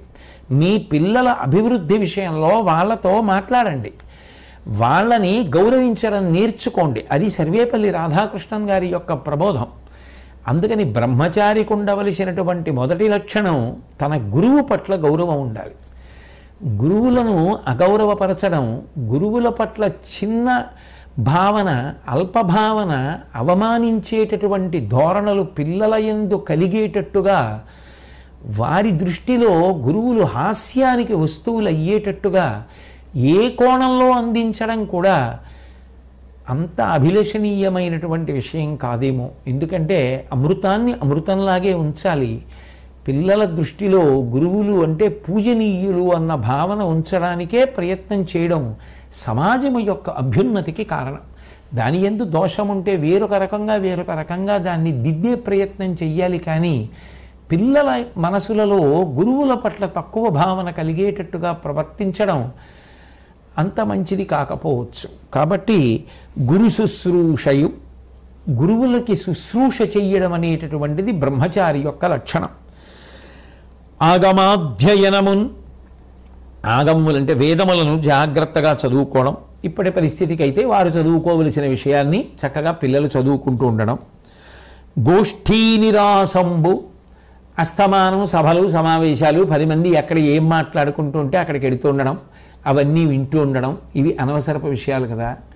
ఏ సమయంలో ఎవరు ఏం చెయ్యాలో అది చెయ్యాలి. అందుకే బ్రహ్మచారికి ఆఖరికి ఉపవాసం కూడా పెట్టాల శాస్త్రం. ఎందుకంటే అది శారీరకంగా బలంగా ఎదగవలసినటువంటి సమయం. చదువుకోవలసిన వయసులో చదువుకు ప్రతిబంధకమైనటువంటి ఏ విషయమో వారి జోలికి వెళ్లకుండా ఉండడం మంచిది. నలుగురు ఎక్కడైనా కూర్చుని మాట్లాడుకుంటూ ఉంటే అక్కడికి వెళ్ళిపోయి కూర్చుని వినాలనేటటువంటి ఆకర్షణ కలగడం, అస్తమానం ఎవరు మాట్లాడుకుంటున్నా వెళ్ళి వింటూ ఉండడం, దాని గురించి తను అనవసరంగా ఆలోచిస్తూ ఉండడం, దాని చేత ప్రభావితుడు కావడం, తన వయసుకు అది సరిపోతుందో సరిపోదో అవసరమో అనవసరమో గ్రహించుకోలేని స్థితిలో తడబడడం. తొలగింపబడాలి అంటే అసలు అనవసరంగా 10 మంది ఉన్న చోటికి పిల్లలు వెళ్ళి వినవలసిన అవసరం లేదనుకున్నప్పుడు వెళ్లకుండా ఉండేటట్టు చూడడం, అది బ్రహ్మచారికి ఉండవలసిన లక్షణం. అలాగే తత్పరతం నేను తొడయంగదాజరమియున్, విశేషమైనటువంటి అలంకారాలన్నీ ధరించాలనేటటువంటి అనురక్తి బ్రహ్మచారికి ఉండకుండా ఉండడం. భైక్షాసనత్వంబు, పూర్వకాలంలో గురుకులంలో చదువుకున్నప్పుడు ఆ విద్యార్థులందరూ కూడా భిక్షాన్నాన్ని తెచ్చి గురుపత్ని అందరినీ కూర్చోపెట్టి పెడితే అరమరికలు లేకుండా అందరూ ఒక్కటే అన్నట్టు తినేవారు. కాబట్టి ఆనాడు ఉన్న వ్యవస్థని దృష్టిలో పెట్టుకుని భీష్ముడు అంటున్న మాట భిక్షాన్నాన్ని తింటూ ఉండడం. షడ్వర కర్మంబులయందు రాగభరగాఢ ద్వేషముల్లేక ఎవ్వరితోడన్ పగగాక యుంకియును, ఆ ప్రవర్తించేటప్పుడు చాలా ప్రేమతో అందరితో కలిసి బ్రతకడం, రాగద్వేషాలు మిక్కుటంగా లేకుండా తనని తాను పరిశీలించుకుంటూ ఉండడం, అందరితో కలిసి బ్రతకడం అనేటటువంటిది బ్రహ్మచారి పాటించవలసినటువంటి 6 నియమాలు. కాబట్టి అట్లా జీవించడం ప్రారంభమైతే అదే భవిష్యత్తులో ఉత్తమ పౌరుడిగా మారడానికి కారణములవుతాయి. అట్లాగే గృహస్థాశ్రమంలో ఉండేటటువంటి వారు నిజదారైకపరత్వమున్ కరుణయున్ నిక్కంబునున్ దాల్మియున్ సుజనాసంగము దేవపిత్ర తిథి సంశుద్ధార్చనల్ హవ్యభృగ్జనంబున్ సకలాశ్రమస్థులను శక్య ప్రక్రియన్ బ్రూపు పంకజగర్భుండు గృహస్థ ధర్మములుగా కల్పించే నిర్వీశ్వర. గృహస్థాశ్రమంలో ఉండేటటువంటి వ్యక్తి పాటించవలసినటువంటి ధర్మములు ఏవి అంటే తన యొక్క కామము కేవలము తన భార్యతో మాత్రమే ముడివడి ఉండాలి తప్ప అది తొట్టుబడడానికి వీలు లేదు. కామము తన ధర్మపత్ని యందు మాత్రమే అనువర్తించాలి. రెండవది దయ కలిగినటువంటి వాడై ఉండాలి. ఎందుకనంటే గృహస్థు మీద మిగిలిన ఆశ్రమాలు ఆధారపడి ఉన్నాయి. అన్ని ప్రాణులు గృహస్థు మీద ఆధారపడతాయి. దయతో 10 మందికి పెట్టేటటువంటి గుణం ఆ గృహస్థు పొంది ఉండాలి. అట్లాగే సత్యనిష్ట. సత్యనిష్ట అంటే ఆ సత్యమును పలకగలిగినటువంటి ఓర్పు. సత్యనిష్ట అంటే సత్యం అంటే పర్యాయపదం భగవంతుడే, ఏ మార్పు లేనివాడు. సత్యం శివం సుందరం. అటువంటి భగవంతుడు నేను చేసినటువంటి ఉత్తమ కర్మలకు తగిన ఫలితాన్ని ఇస్తాడనేటటువంటి పూనికతో ధైర్యంతో ఓర్పుతో ఉండడమే తప్ప వెంటనే తనకేదో ప్రయోజనం కలగలేదనేటటువంటి ఉద్దేశ్యంతో ధర్మాన్ని తేలికగా విడిచిపెట్టేటటువంటి ప్రయత్నము మనసు యందు కలగకుండుట. అటువంటి లక్షణాన్ని పొందడం. సజ్జన సాంగత్యం, సత్పురుషులతోడి సహవాసం. ఈ లోకంలో దుర్లభం త్రయమేవైతత్. నిజానికి చాలా చాలా చాలా కష్టమైనటువంటివి అన్నవి కొన్ని ఉంటాయి. అందులో ఏదో గంగా స్నానం, గంగానదిలో స్నానం చేయడం, సతాం సంగో సత్పురుషులతోటి సహవాసం చేయడం, శుభుసేవనం శివార్చన, ఈ 3 లభించమంటే లభించేవి కావు అంటారు. ఈ 3 భగవదనుగ్రహం ఉంటేనే లభిస్తుంది. సత్పురుషుడితోటి సహవాసము జీవితాన్ని మార్చేస్తుంది. ఏనుగు పక్కన మావటి నడుస్తున్నాడు అనుకోండి, ఏనుగు తొండమెత్తి కనపడ్డ వాటన్నింటినీ లాగుతూ ఉంటుంది. ఆయన అంకుశం పెట్టి ఇలా అంటే తొండం దింపేస్తుంటుంది. అలాగే ఒక సత్పురుషుడితోటి సహవాసం ఉందనుకోండి, ఆయన స్నేహితుడు అంటారు బాగుండదు అని, ఆయనతో కలిసి తిరుగుతుంటావు అని అంటారు బాగుండదని, ఆయన నడవడి ఆదర్శప్రాయమై తన జీవితంలో కూడా మార్పు వచ్చి తాను కూడా మంచిగా బ్రతకడం అలవాటు చేసుకుంటాడు. ఇంగువకు కట్టిన గుడ్డకి ఇంగువ వాసన అంటుకున్నట్టే సత్పురుషులతోటి సహవాసము చేస్తే వాళ్ళ లక్షణములు వీళ్ళకు వస్తాయి. సత్సంగత్వే నిస్సంగత్వం, నిస్సంగత్వే నిర్మోహత్వం, నిర్మోహత్వే నిశ్చలతత్వం, నిశ్చలతత్వే జీవన్ముక్తి అంటారు శంకరాచార్యుల వారు. సత్పురుష సహవాసము అంత గొప్పది. విదురుడితోటి సంజయుడితోటి సహవాసం ఉన్నందుకే పెనువేప విత్తైనటువంటి ధృతరాష్ట్రుడికి కృష్ణ పరమాత్మ అంతటి వాడు విశ్వరూప సందర్శనం చేసేటటువంటి అదృష్టాన్ని దివ్యచక్షులిచ్చి అనుగ్రహించాడు. కాబట్టి మనిషి ప్రయత్నపూర్వకంగా సత్పురుషులతో సహవాసం చెయ్యాలి. ఇప్పుడు సత్పురుషులతో సహవాసం అంటే నాకెవరు తెలుసండి అననక్కర్లేదు. సత్పురుషులైన వారందించినటువంటి వాంగ్మయము కూడా సత్పురుష సహవాసమే. పెద్దలైనటువంటి వారు రచించిన పుస్తకాలు చదవడము అంటే వారితో కలిసి జీవించడమే. వారు చెప్పిన మాటలు వింటూ ఉండడం అంటే, వారి పుస్తకాలు అంటే వారు మనతో మాట్లాడుతున్నట్టే కదూ, అప్పుడు వారితో కలిసి జీవిస్తున్నట్టే కదూ, అది మనని ప్రభావితం చేస్తుంది కదూ. అటువంటి సత్పురుష సహవాసము. అట్లాగే తల్లిదండ్రులు వారి యందు చూపించవలసినటువంటి భక్తి గౌరవం చూపించడం, వారి శుశ్రూష చేయడం, ఇంటికొచ్చినటువంటి అతిథిని దైవస్వరూపంగా భావించి అతిథి పట్ల చూపించవలసినటువంటి గౌరవాన్ని భక్తిని ప్రదర్శించడం, అగ్నియందు విశేషమైనటువంటి గౌరవభావం కలిగి పూజించడం. యథార్థం మాట్లాడాలి అంటే సనాతన ధర్మమునందుండేటటువంటి వారందరూ కూడా అగ్ని ఆరాధకులు. పుట్టిన దగ్గర నుంచి మృత్యువు వరకు అగ్ని ఆరాధనే. చిట్ట చివర ప్రాణం పోయిన తర్వాత కూడా కొడుకు తండ్రి శరీరాన్ని అగ్నిహోత్రంలో పడేస్తూ, బ్రతికున్నంత కాలం మా తండ్రి నిన్ను ఎంతో భక్తితో గౌరవించాడు, కాల్చక ఇబ్బంది పెట్టక భగ్గున కాల్చి హవిస్సు తీసుకున్నట్టుగా మా తండ్రి శరీరాన్ని తీసుకోమని అగ్నిని ప్రార్థన చేస్తాడు. అగ్ని ద్వారా హవిస్సుని దేవతలకిచ్చి ధర్మచక్రం తిరిగేటట్టు చేస్తారు. అందుకని అగ్ని ఆరాధన సనాతన ధర్మమునందు అత్యంత ప్రధానము. కాబట్టి అగ్నియందు అటువంటి పూజ్యభావన ఉండడము, సమస్త ఆశ్రమముల యొక్క ధర్మము నిర్వహింపబడడానికి వీలుగా తాను చెయ్యగలిగినటువంటి ఉపకారాన్ని శక్తివంచన లేకుండా చేస్తుండడము, గృహస్థు ప్రధానముగా నిర్వహించవలసినటువంటి కర్తవ్యంగా సృష్టికర్త అయినటువంటి చతుర్ముఖ బ్రహ్మగారు నిర్ణయించి ఉన్నాడు సుమా ధర్మరాజా అని భీష్మాచార్యుల వారు ఆ గృహస్థు యొక్క ధర్మాన్ని ఆ ధర్మరాజు గారితోటి బాగా అర్థమయ్యేటట్టుగా చెప్పారు. ఎందుకని అంటే గృహస్థు యొక్క ధర్మమే అత్యంత ప్రధానమైనటువంటి ధర్మం.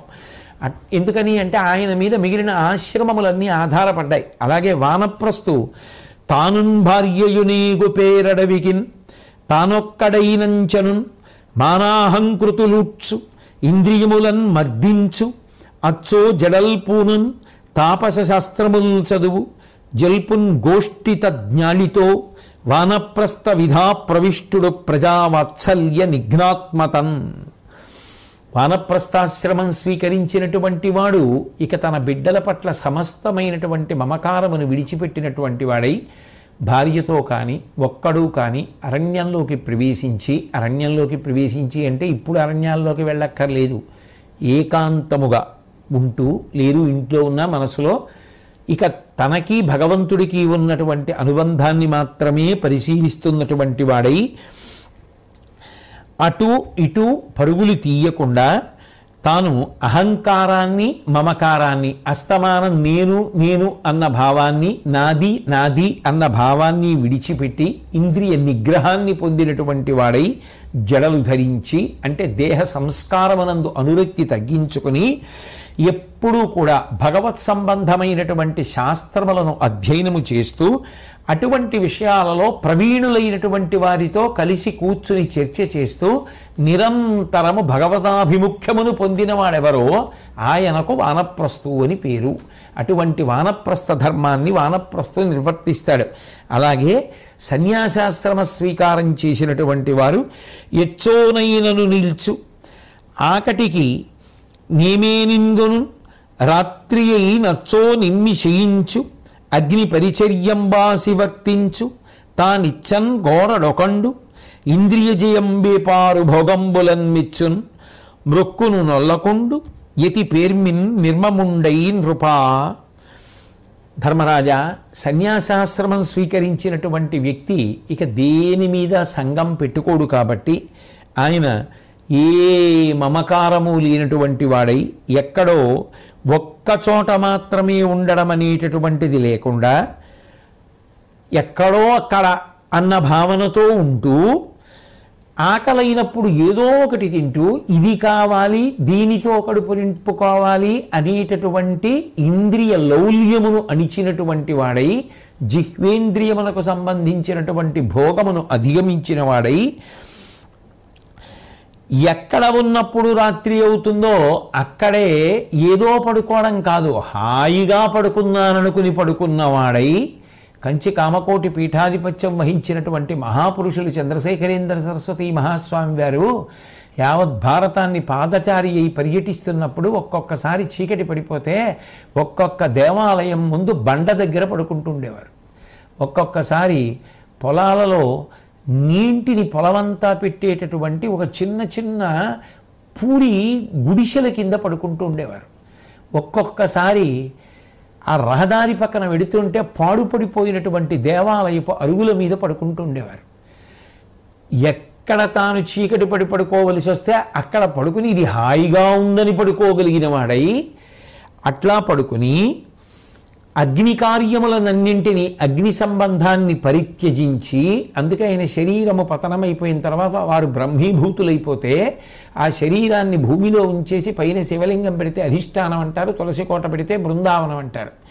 అగ్నితో సంబంధాన్ని విడిచిపెట్టేసుకొని తనంత తానుగా నాకు ఇది కావాలన్న కోరిక ఏదీ లేనివాడై, ఏ కోరిక లేకుండా ఇంద్రియ నిగ్రహానికి ఉపయోగపడేటటువంటి వాటిని మాత్రమే మెచ్చుకుంటూ, ఈ కోరిక అన్నది అసలు ఏదీ లేనటువంటి వాడై, ఎవరైనా నమస్కారం పెడితే నమస్కారం కూడా స్వీకరించకుండా, అంటే అందరి యందు సమభావనతో, అందులో భగవంతుడే ఇందులో భగవంతుడే, ఎవరు ఎవరికి నమస్కరించాలనేటటువంటి సమబుద్ధితో అంతటా బ్రహ్మమును చూస్తూ నమస్కారమును కూడా స్వీకరించగలిగినంత భేదాన్ని కానీ ఎక్కువతనాన్ని కానీ కూడా అంగీకరించకుండా సమభావముతో ప్రవర్తించేటటువంటి లక్షణమును పొందిన ఆశ్రమములో ప్రవేశించిన వాడెవరున్నాడో ఆయన సన్యాసి. కాబట్టి అటువంటి సన్యాసాశ్రమ ధర్మాన్ని కొంతమంది పాటిస్తూ ఉంటారయా, అది 4వ ఆశ్రమము అని భీష్మాచార్యుల వారు ధర్మరాజు గారికి చెప్పి, రాజు లేకపోతే ప్రజలు చాలా కష్టపడతారు స్మా ధర్మరాజా, రాజు అనేటటువంటి వాడు రాజ్యమునకు ఉండి తీరాలి అని చెప్తూ, రాజు ఉత్తమ గుణ భ్రాజిష్ణును అభిషిక్తు గావించుకొని ఎల్ల కార్యములను తన్ముఖంబున చెల్ల తద్దయు సుఖముండబడయుదు, ఒకడు భూపాలనంబు చేత లేకున్న దుశ్చేష్టితులైన జనులన్యోన్య దారా ధనాపహరణమాచరింతురు, మీల ఎట్టుల బలవంతులల్పుల తమకు నాహారములగొండ్రు, భూపతి లేకున్న మండ్రి జనము అధిప కృషిసేయుటయును బేహారమాడుటయును గోరక్ష కావించుటయును మొదలుగాగ బ్రతికెడు తెరువలు కాసికావే. రాజ్యమునకు పరిపాలించడానికి రాజు అనేటటువంటి వాడు ఉండి తీరాలి. అట్లా లేకపోతే ప్రజలకు సుఖం ఉండదు.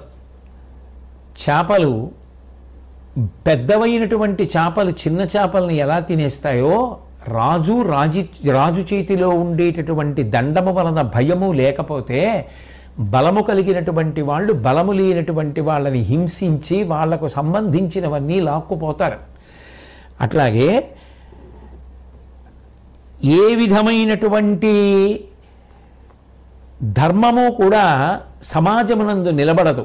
న్యాయం అనేటటువంటి మాటకు ఆస్కారం ఉండదు. వ్యవసాయం కానీ, వర్తకం కానీ, గో సంరక్షణం కానీ ప్రశాంతంగా జరిగేటటువంటి ఆస్కారం ఉండదు. ఇవన్నీ ఎవరి మీద ఆధారపడి నడుస్తున్నాయి అంటే రాజు మీద ఆధారపడి నడుస్తున్నాయి. ఆ రాజు యందు ఉండేటటువంటి భయంతో ప్రజలందరూ కూడా ప్రశాంతంగా జీవించగలుగుతున్నారు. అటువంటి రాజు లేకపోతే ఇంతమంది ప్రజలు ప్రశాంతంగా బ్రతకగలరా? బలహీనుడైన వాడు కూడా బలవంతుడు నేను చెయ్యడు అని ఎవరి ధైర్యం చూసుకుని బ్రతకగలుగుతున్నాడు అంటే రాజున్నాడన్న ధైర్యం చేత. అందుకే ధర్మరాజా, రాచ పదవి అంత చిన్న విషయం కాదు. ఇంతమంది యొక్క శాంతికి, ఇంతమంది యొక్క భద్రతకి, ఇంతమంది యొక్క క్షేమమునకు ఆ రాజు కారణమై ఉన్నాడు. రాజే దైవము అని భావన చేస్తారు. దైవ దర్శనం ఎంత గొప్పదో రాజదర్శనం అంత గొప్పది. ఎందుకని అంటే భీష్ముడు చెప్తున్నాడు, చారచక్షుడై కను నెల్ల జగము అప్పుడు సూర్యుడండ్రు నరీంద్రు అకార్యకరుల దునుము అయ్యడ జముడు రాజను ఆతండు దేవతాత్మకుడగుట సంధియమయధిప. సర్వసాధారణంగా ఒక వ్యక్తికి తన కళ్ళ ఎదురుగుండా ఏముందో తెలుస్తుంది, కానీ రాజు అలా కాదు. గూఢచారులను తన కన్నులుగా పెట్టుకుని ఉంటాడు. రాజ్యమునందు ఎక్కడ ఏం జరిగినా ఉత్తర క్షణం రాజుకి తెలిసిపోతుంది గూఢచారుల వల్ల. సూర్యుడు ఆకాశంలో ప్రకాశిస్తూ అంతటా ఏం జరుగుతోందో తెలుసుకున్నట్లుగా రాజు గూఢచారుల కన్నులుగా పెట్టుకుని రాజ్యంలో ఎక్కడ ఏం జరుగుతోందో ఉత్తర క్షణం తెలుసుకుంటాడు. అందుకని రాజు సూర్యుడు. 2, వ్యవస్థ గాడి తప్పుతోంది, వీళ్ళని శిక్షించకపోతే సమాజమునకు ఇబ్బంది కలుగుతుంది, తప్పు ఆదర్శం అందుతుంది అనుకున్నప్పుడు రాజు శిక్షిస్తాడు. శిక్షించినప్పుడు యమధర్మరాజులా నిలబడతాడు రాజు. కాబట్టి రాజే సూర్యుడు, రాజే యముడు. సూర్యుడు ప్రాణప్రదాత, పోషకుడు. రాజు అంతే, ప్రాణప్రదాత, పోషకుడు. ఎవరు రాజుని గౌరవిస్తారో, ఎవరు ధర్మాన్ని గౌరవిస్తారో, ఎవరు న్యాయాన్ని గౌరవిస్తారో, ఎవరు చట్టాన్ని గౌరవిస్తారో వారి పట్ల రాజు సూర్య భగవానుడి వంటివాడు. ఎవరు తద్వ్యతిరేకులో వారి పట్ల ఆయన యమధర్మరాజు వంటివాడు. కాబట్టి ఓ ధర్మరాజా, రాజు అనేటటువంటి వాడు ఈ కన్నులకు కనపడుతున్నటువంటి భగవంతుని యొక్క స్వరూపమే. అందుకే రాజే దైవము అని ఈ దేశంలో ప్రజలు భావించడానికి, రాజుని అంత గౌరవించడానికి కారణం అదేను సుమా అని చెప్తూ, కోరి తోటవాడు కుసుమ ఫలంబులు కోయునట్లు రాజు కొనగవలయు అప్పనములు నరికి అంగారములు చేయు భంగి అయిన భూమి పాడు కాదే. రాజు శిస్తు వసూలు చేయాలి, పన్ను పుచ్చుకోవాలి. ఆ పన్ను పుచ్చుకోవడం అనేటటువంటిది ఎంత జాగ్రత్తగా ఉండాలంటున్నాడంటే భీష్ముడు, తోటమాలి ఉంటాడు, లేదు ఒక వ్యక్తి చెట్టుని పెంచాడు, ఆయన పువ్వులు కోసుకుంటున్నాడు, కాయలు కోసుకుంటున్నాడు, పళ్ళు కోసుకుంటున్నాడు. ఎంత జాగ్రత్తగా కోస్తాడు?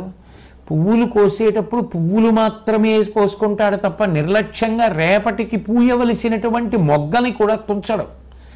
పువ్వులు మాత్రమే కోసుకున్నట్టుగా, కాయ కోసుకోవాలనుకున్నప్పుడు కాయ మాత్రమే కోసినట్టుగా, పిందెలు రాల్చకుండా ఉన్నట్టుగా, పండు కోయాలనుకున్నప్పుడు పండు తప్ప కాయల జోలికి వెళ్ళనట్టు రాజు శిస్తు పుచ్చుకున్నప్పుడు అంత జాగ్రత్తగా ప్రజలకు కష్టం కలగని రీతిలో వారి ఆదాయంలో 6వ వంతు వరకు తీసుకుంటాడు తప్ప, ఒక చెట్టు దగ్గర ప్రయోజనాన్ని పొందే వ్యక్తి ఎంత జాగ్రత్తగా పొందుతాడో అలా పొందాలి తప్ప, చెట్టు దగ్గర ప్రయోజనం పొందే వ్యక్తి చెట్టు ప్రయోజనాన్ని అంతా పొందేయాలంటే దీన్ని మొదలంటా నరికి కాల్చి బొగ్గులు చేస్తే అయిపోలేదా అని చెట్టు నరికేసి బొగ్గులు చేసేస్తే ఇక ప్రయోజనాలు ఏమి ఉండవు.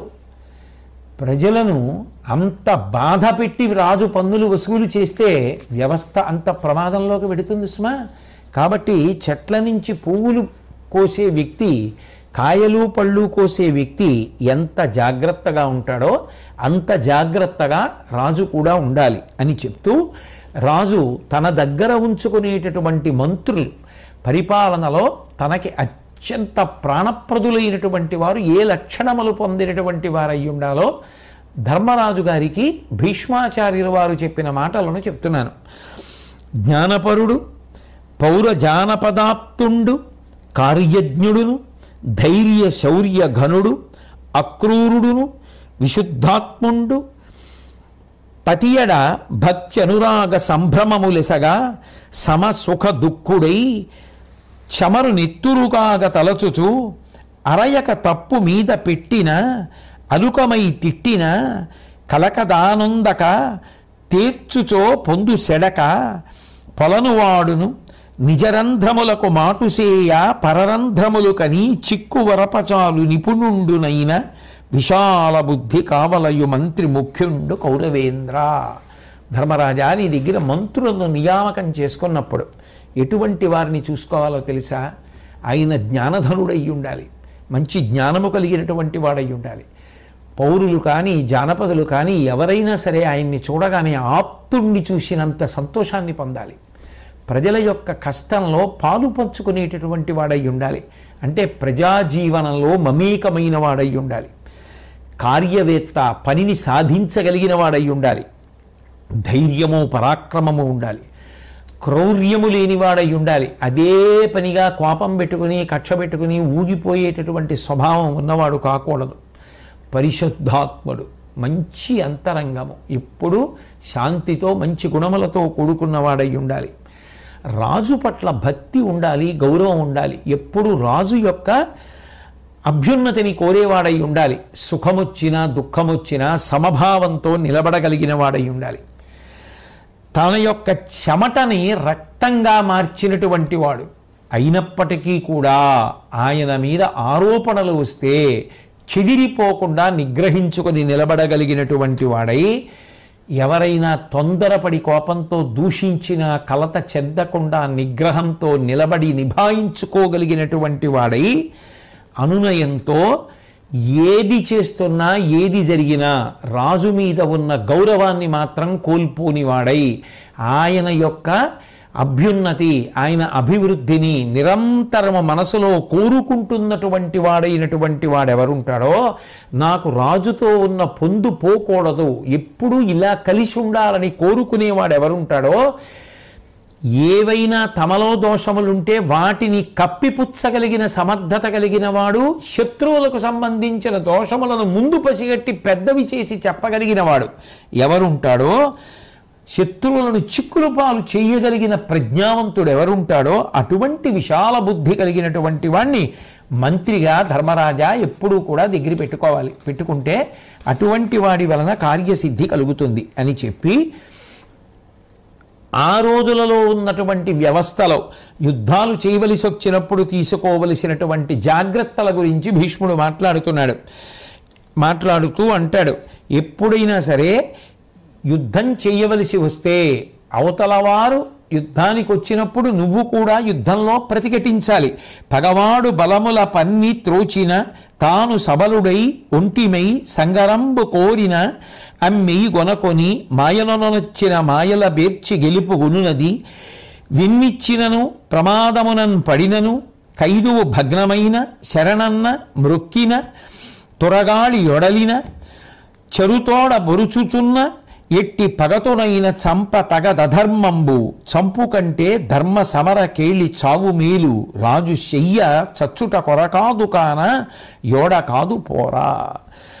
రాజు ఎవరైనా తన మీదకి యుద్ధానికి వచ్చినప్పుడు ధైర్యంగా తన సైన్యంతో తాను ఎదిరించగలిగిన వాడై ఉండాలి. అవతలవాడు మాయతోటి కపటంతోటి ప్రవర్తిస్తే బుద్ధి చెప్పడానికి తాను మాయతోటి కపటంతోటి ప్రవర్తించగలిగినటువంటి వాడై ఉండాలి. ఆయుధం భగ్నమైపోయినటువంటి వాణ్ణి, వెన్నిచ్చి పారిపోతున్న వాణ్ణి, ఏమరపాటుతో ఉన్నవాణ్ణి, శరణు అంటూ కాళ్ళ మీద పడినవాణ్ణి, మ్రొక్కినటువంటి వాణ్ణి, గుర్రాలు నేల మీద పడిపోయినటువంటి వాణ్ణి, పారిపోయినటువంటి వాణ్ణి, వేరొకడితో యుద్ధం చేస్తున్న వాణ్ణి ఎట్టి పరిస్థితుల్లోనూ చంపడం మంచిది కాదు. అధర్మంగా శత్రువుని చంపడం కన్నా ధార్మికంగా యుద్ధం చేసి తాను మరణించడం మేలు అంటాడు భీష్ముడు. ఆ రోజులలో యుద్ధం జరిగేటప్పుడు కూడా ఎంత ధర్మాన్ని దృష్టిలో పెట్టుకుని యుద్ధం చేశారు అన్నదానికి భీష్ముడు చెప్పినటువంటి ఈ మాటలు ప్రమాణములుగా నిలబడతాయి. కాబట్టి దేనికైనా ధర్మాన్ని ప్రాతిపదికగా తీసుకుని ప్రవర్తించడం అనేటటువంటిది ప్రధానము అంటాడు. యుద్ధానికి బయలుదేరేటప్పుడు కూడా పెద్ద వానలు పడుతున్నప్పుడు, చలితో వణికిపోతున్నప్పుడు, విశేషమైన ఎండలు కాసినప్పుడు వెళ్ళకూడదు. యుద్ధానికి వెళ్ళేటప్పుడు కూడా హోరెత్తించేటటువంటి శంఖాలు, మంచి బాకాలు, డప్పులు ఇలాంటివి బాగా వాయించగలిగినటువంటి వాళ్ళు ఉండాలి. దానివల్ల అంత శబ్దం కలిగితే ఎదుట యుద్ధం చేసేటటువంటి వీరులకు యువతల వారిలో ఉండేటటువంటి ఉత్సాహము కొంత అధైర్యాన్ని కల్పిస్తుంది. కాబట్టి అట్లా ఉండాలి. ఆ సైన్య విభాగాల్ని నిలబెట్టేటప్పుడు కూడా జాగ్రత్త తీసుకుని చెట్లు, రాళ్ళు, మెరకలు, పల్లాలు ఇట్లాంటివి ఉన్న చోట పదాతి దళాన్ని నిలబెట్టచ్చు. అలాగే బురదలైనటువంటి సమతల ప్రదేశాల్లో గుర్రాల దండుని నిలబెట్టాలి. బాగా బురద పట్టినటువంటి ప్రదేశాలలోనూ, కమ్మీలు దిగిపోయే ప్రదేశాల్లోనూ రథాలను నిలబెట్టకూడదు. కాస్త చెట్లు, నీటి గుంటలు ఉండే చోట ఏనుగుల్ని నించోపెట్టాలి. అనువైనటువంటి భూమిని చూసుకుని అక్కడ మాత్రమే యుద్ధం చెయ్యాలి అని ఆ రోజులలో చేసినటువంటి యుద్ధాలని దృష్టిలో పెట్టుకొని, ఆనాడు ఉన్నటువంటి వ్యవస్థని దృష్టిలో పెట్టుకొని రాజు పాటించవలసినటువంటి అనేకమైనటువంటి ఆ యుద్ధ సంబంధమైనటువంటి విషయాల్ని భీష్మాచార్యుల వారు ఆ ధర్మరాజు గారికి చెప్పి, అందరూ పాటించవలసినటువంటి ప్రధానమైనటువంటి నియమం, అందరూ జీవితంలో గుర్తు పెట్టుకుని అనుష్ఠాన పర్యంతంలోకి తెచ్చుకు తీరవలసినటువంటి విషయాన్ని ధర్మరాజు గారికి ప్రబోధం చేస్తున్నాడు భీష్ముడు. విను, తల్లియును తండ్రియును గురుండును సేవనీయులు సద్భక్తి నిత్య నిరతి వారల కొలుచచు వారిద్ది చెప్పిన యది ఆచరించుట అధిక ధర్మము. ఆగమత్రయమును అగ్నిత్రయంబు లోకత్రయంబును దేవతాత్రయంబు అను వస్తువులు వారలందును జనని గౌరవమున ఎక్కుడు రాజవర్య ఈ జగంబున దివమునన్ పూజవడయు మాతృభక్తుండు పితృభక్తి మానసుండు అట్లా అవ్యయానంద సంప్రాపణంబు గురు పదాబ్జ సమారాధ కొండుగాంచు. ఎప్పుడైనా సరే అందరూ పాటించి తీరవలసినటువంటి నియమం ఏమిటి అంటే, ప్రతి వ్యక్తి కూడా తల్లిని తండ్రిని గురువుని ముగ్గురిని కూడా ఎంతో జాగ్రత్తగా గౌరవంగా భక్తితో సేవించడం నేర్చుకోవాలి. ఎందుకని అంటే నిజానికి వాళ్లే వేదత్రయం, వాళ్లే త్రేతాగ్నులతో సమానమైన వారు, వాళ్లే ముల్లోకాల లాంటి వాళ్ళు, వాళ్లే సృష్టికర్త స్థితికర్త ప్రళయకర్త వంటి త్రిమూర్తులు. అంటే వాళ్ళకన్నా భగవత్ స్వరూపం లేదు, వాళ్ళకన్నా పవిత్రమైన వాక్కులు లేవు, వాళ్ళకన్నా పవిత్రమైన రూపమున్న వాళ్ళు లేరు, వాళ్ళకన్నా నీ క్షేమాన్ని అభ్యున్నతిని కోరేవాళ్ళు లేరు. అటువంటి ముగ్గురిని గౌరవించడం చేత కాకపోతే, వాళ్ళని సేవించడం చేత కాకపోతే నువ్వు పాడైపోతావు సుమా. కాబట్టి ధర్మరాజా, రాజ్యంలో ఉండేటటువంటి ప్రజలు అందరూ కూడా తప్పకుండా నేర్చుకోవలసిన విషయం ఏది అంటే, తల్లిని తండ్రిని గురువుని గౌరవించాలి. మళ్ళీ ఈ ముగ్గురిలో కూడా గొప్పవారెవరు అంటే తల్లి, మాతృదేవోభవ. అసలు ఆ తల్లి అంత కష్టపడి గర్భిణి అయి ఆమె కడుపులో పిండం పెరుగుతుంటే అంత కష్టపడి తనకి జనన మరణ సదృశమైన వేదన పొంది మళ్ళీ తాను కూడా పుట్టిందా అన్నంత ఖేదం అనుభవించి బిడ్డని ప్రసవించి పాలిచ్చి పెంచి పెద్ద చేసి వాడి కోసమని తన ఉపవాసాలుండి చిట్ట చివరికి వాడికి కష్టం కలిగితే నా ఆయువు పోసుకుని నువ్వు బ్రతకమని ఆశీర్వచనం చేసినటువంటి తల్లి ఆఖరికి బిడ్డ నిండి కోరుకునేది ఏదీ ఉండదు. ఇవ్వడమొచ్చు తప్ప అడగడం చేత కానిదెవరో ఆమెయే లోకంలో తల్లి. ఆమె సాక్షాత్ భగవంతుని యొక్క రూపం, పరదేవతయే ఈ భూమి మీద తల్లి అయి ఉన్నది. ఆమెయే పాలిచ్చి పెంచుతోంది, ఆమెయే నిద్రపుచ్చుతోంది, ఆమెయే మనం పుట్టడానికి కారణమై తన కడుపుని గర్భాలయం చేసింది. సృష్టికర్త స్థితికర్త ప్రళయకర్త. అందుకే మళ్ళీ తల్లిలో తండ్రిలో గురువులో అమ్మ గొప్పదు సుమా. ధర్మరాజా, తల్లిది ఎక్కువ గౌరవం. అట్లాగే తల్లిదండ్రుల మీద అభిమానం కలిగినవాడు, గౌరవం కలిగినవాడు, పూజ్యభావన కలిగినవాడు ఇహమునందు పరమునందు ఇక్కడ పైలోకాలలో కూడా గౌరవించబడతాడు. తర్వాత గురువుని సేవించేటటువంటి వాడు ఎవరుంటాడో వాడు విశేషమైనటువంటి ఆనందాన్ని ఎప్పుడూ పొందుతుంటాడు. నిజానికి తల్లి తండ్రి శరీరాన్ని ఇస్తారు, గురువు ఇక మళ్ళీ శరీరంతో రావలసిన అవసరం లేనటువంటి జ్ఞానమును ఇస్తాడు. తల్లిదండ్రులు తాము సంపాదించినది తమ బిడ్డలకు ఇస్తారు. గురువు కష్టపడి తాను సంపాదించుకున్న జ్ఞానాన్ని తనని అనుగమించగలిగినటువంటి శిష్యుడికి అలవోకగా ధారపోసేస్తాడు. తన వయసుతో తన కష్టంతో సంబంధం లేకుండా అడిగారని శిష్యులకు ప్రబోధం చేసేస్తాడు. అటువంటి గురువుని సేవించడం వచ్చినటువంటి వాళ్ళెవరో వాళ్ళు అవిచ్ఛిన్నమైనటువంటి ఆనందాన్ని పొందుతారు. కాబట్టి ధర్మరాజా, ఒక్క విషయాన్ని బాగా గుర్తుపెట్టుకో, ఈ లోకంలో మనిషిగా పుట్టినటువంటి ఎవరైనా తప్పకుండా సేవించి తీరవలసినటువంటి వారెవరు అంటే తల్లి తండ్రి గురువు. ఈ విషయం నువ్వు జ్ఞాపకం పెట్టుకోవాలి. నీ రాజ్యంలో ఉండేటటువంటి ప్రజలందరూ కూడా అట్లా గౌరవించి బ్రతకడం నేర్పాలి. తల్లిని తండ్రిని గురువుని గౌరవించడం వ్యక్తులకు వస్తే, వాళ్ళు చెప్పిన మాటలను ఆచరించడం వస్తే, అంతకన్నా శాంతికి, క్షేమానికి, అందరూ కలిసిమెలిసి బ్రతకడానికి వేరు మార్గం ఉండదు. వాళ్ళు చెప్పిన మాటలు వింటే, పెద్దవాళ్ళు చెప్పిన మాటలు వింటే, అదే మన అందరి యొక్క ప్రశాంతతకు కారణమవుతుంది. కాబట్టి వాళ్ళ ముగ్గురిని గౌరవించడం అన్నది అత్యంత ప్రధానము సుమ. ప్రతి వ్యక్తి అలవాటు చేసుకోవాలని భీష్ముడు ధర్మరాజు గారికి చెప్పినటువంటి సందర్భం దగ్గర ఇవాల్టి ప్రవచనాన్ని ఆపుతూ, మళ్ళీ రేపు తిరిగి కలుసుకున్నప్పుడు భీష్మాచార్యులు వారు చెప్పినటువంటి అమృతతుల్యమైన వాక్కులు శ్రీకృష్ణ భగవానుడు నా చేత ఎంతవరకు పలికిస్తే అంతవరకు పలకగలవాడను అని మనవి చేస్తూ సెలవు తీసుకుంటున్నాను. స్వస్తి.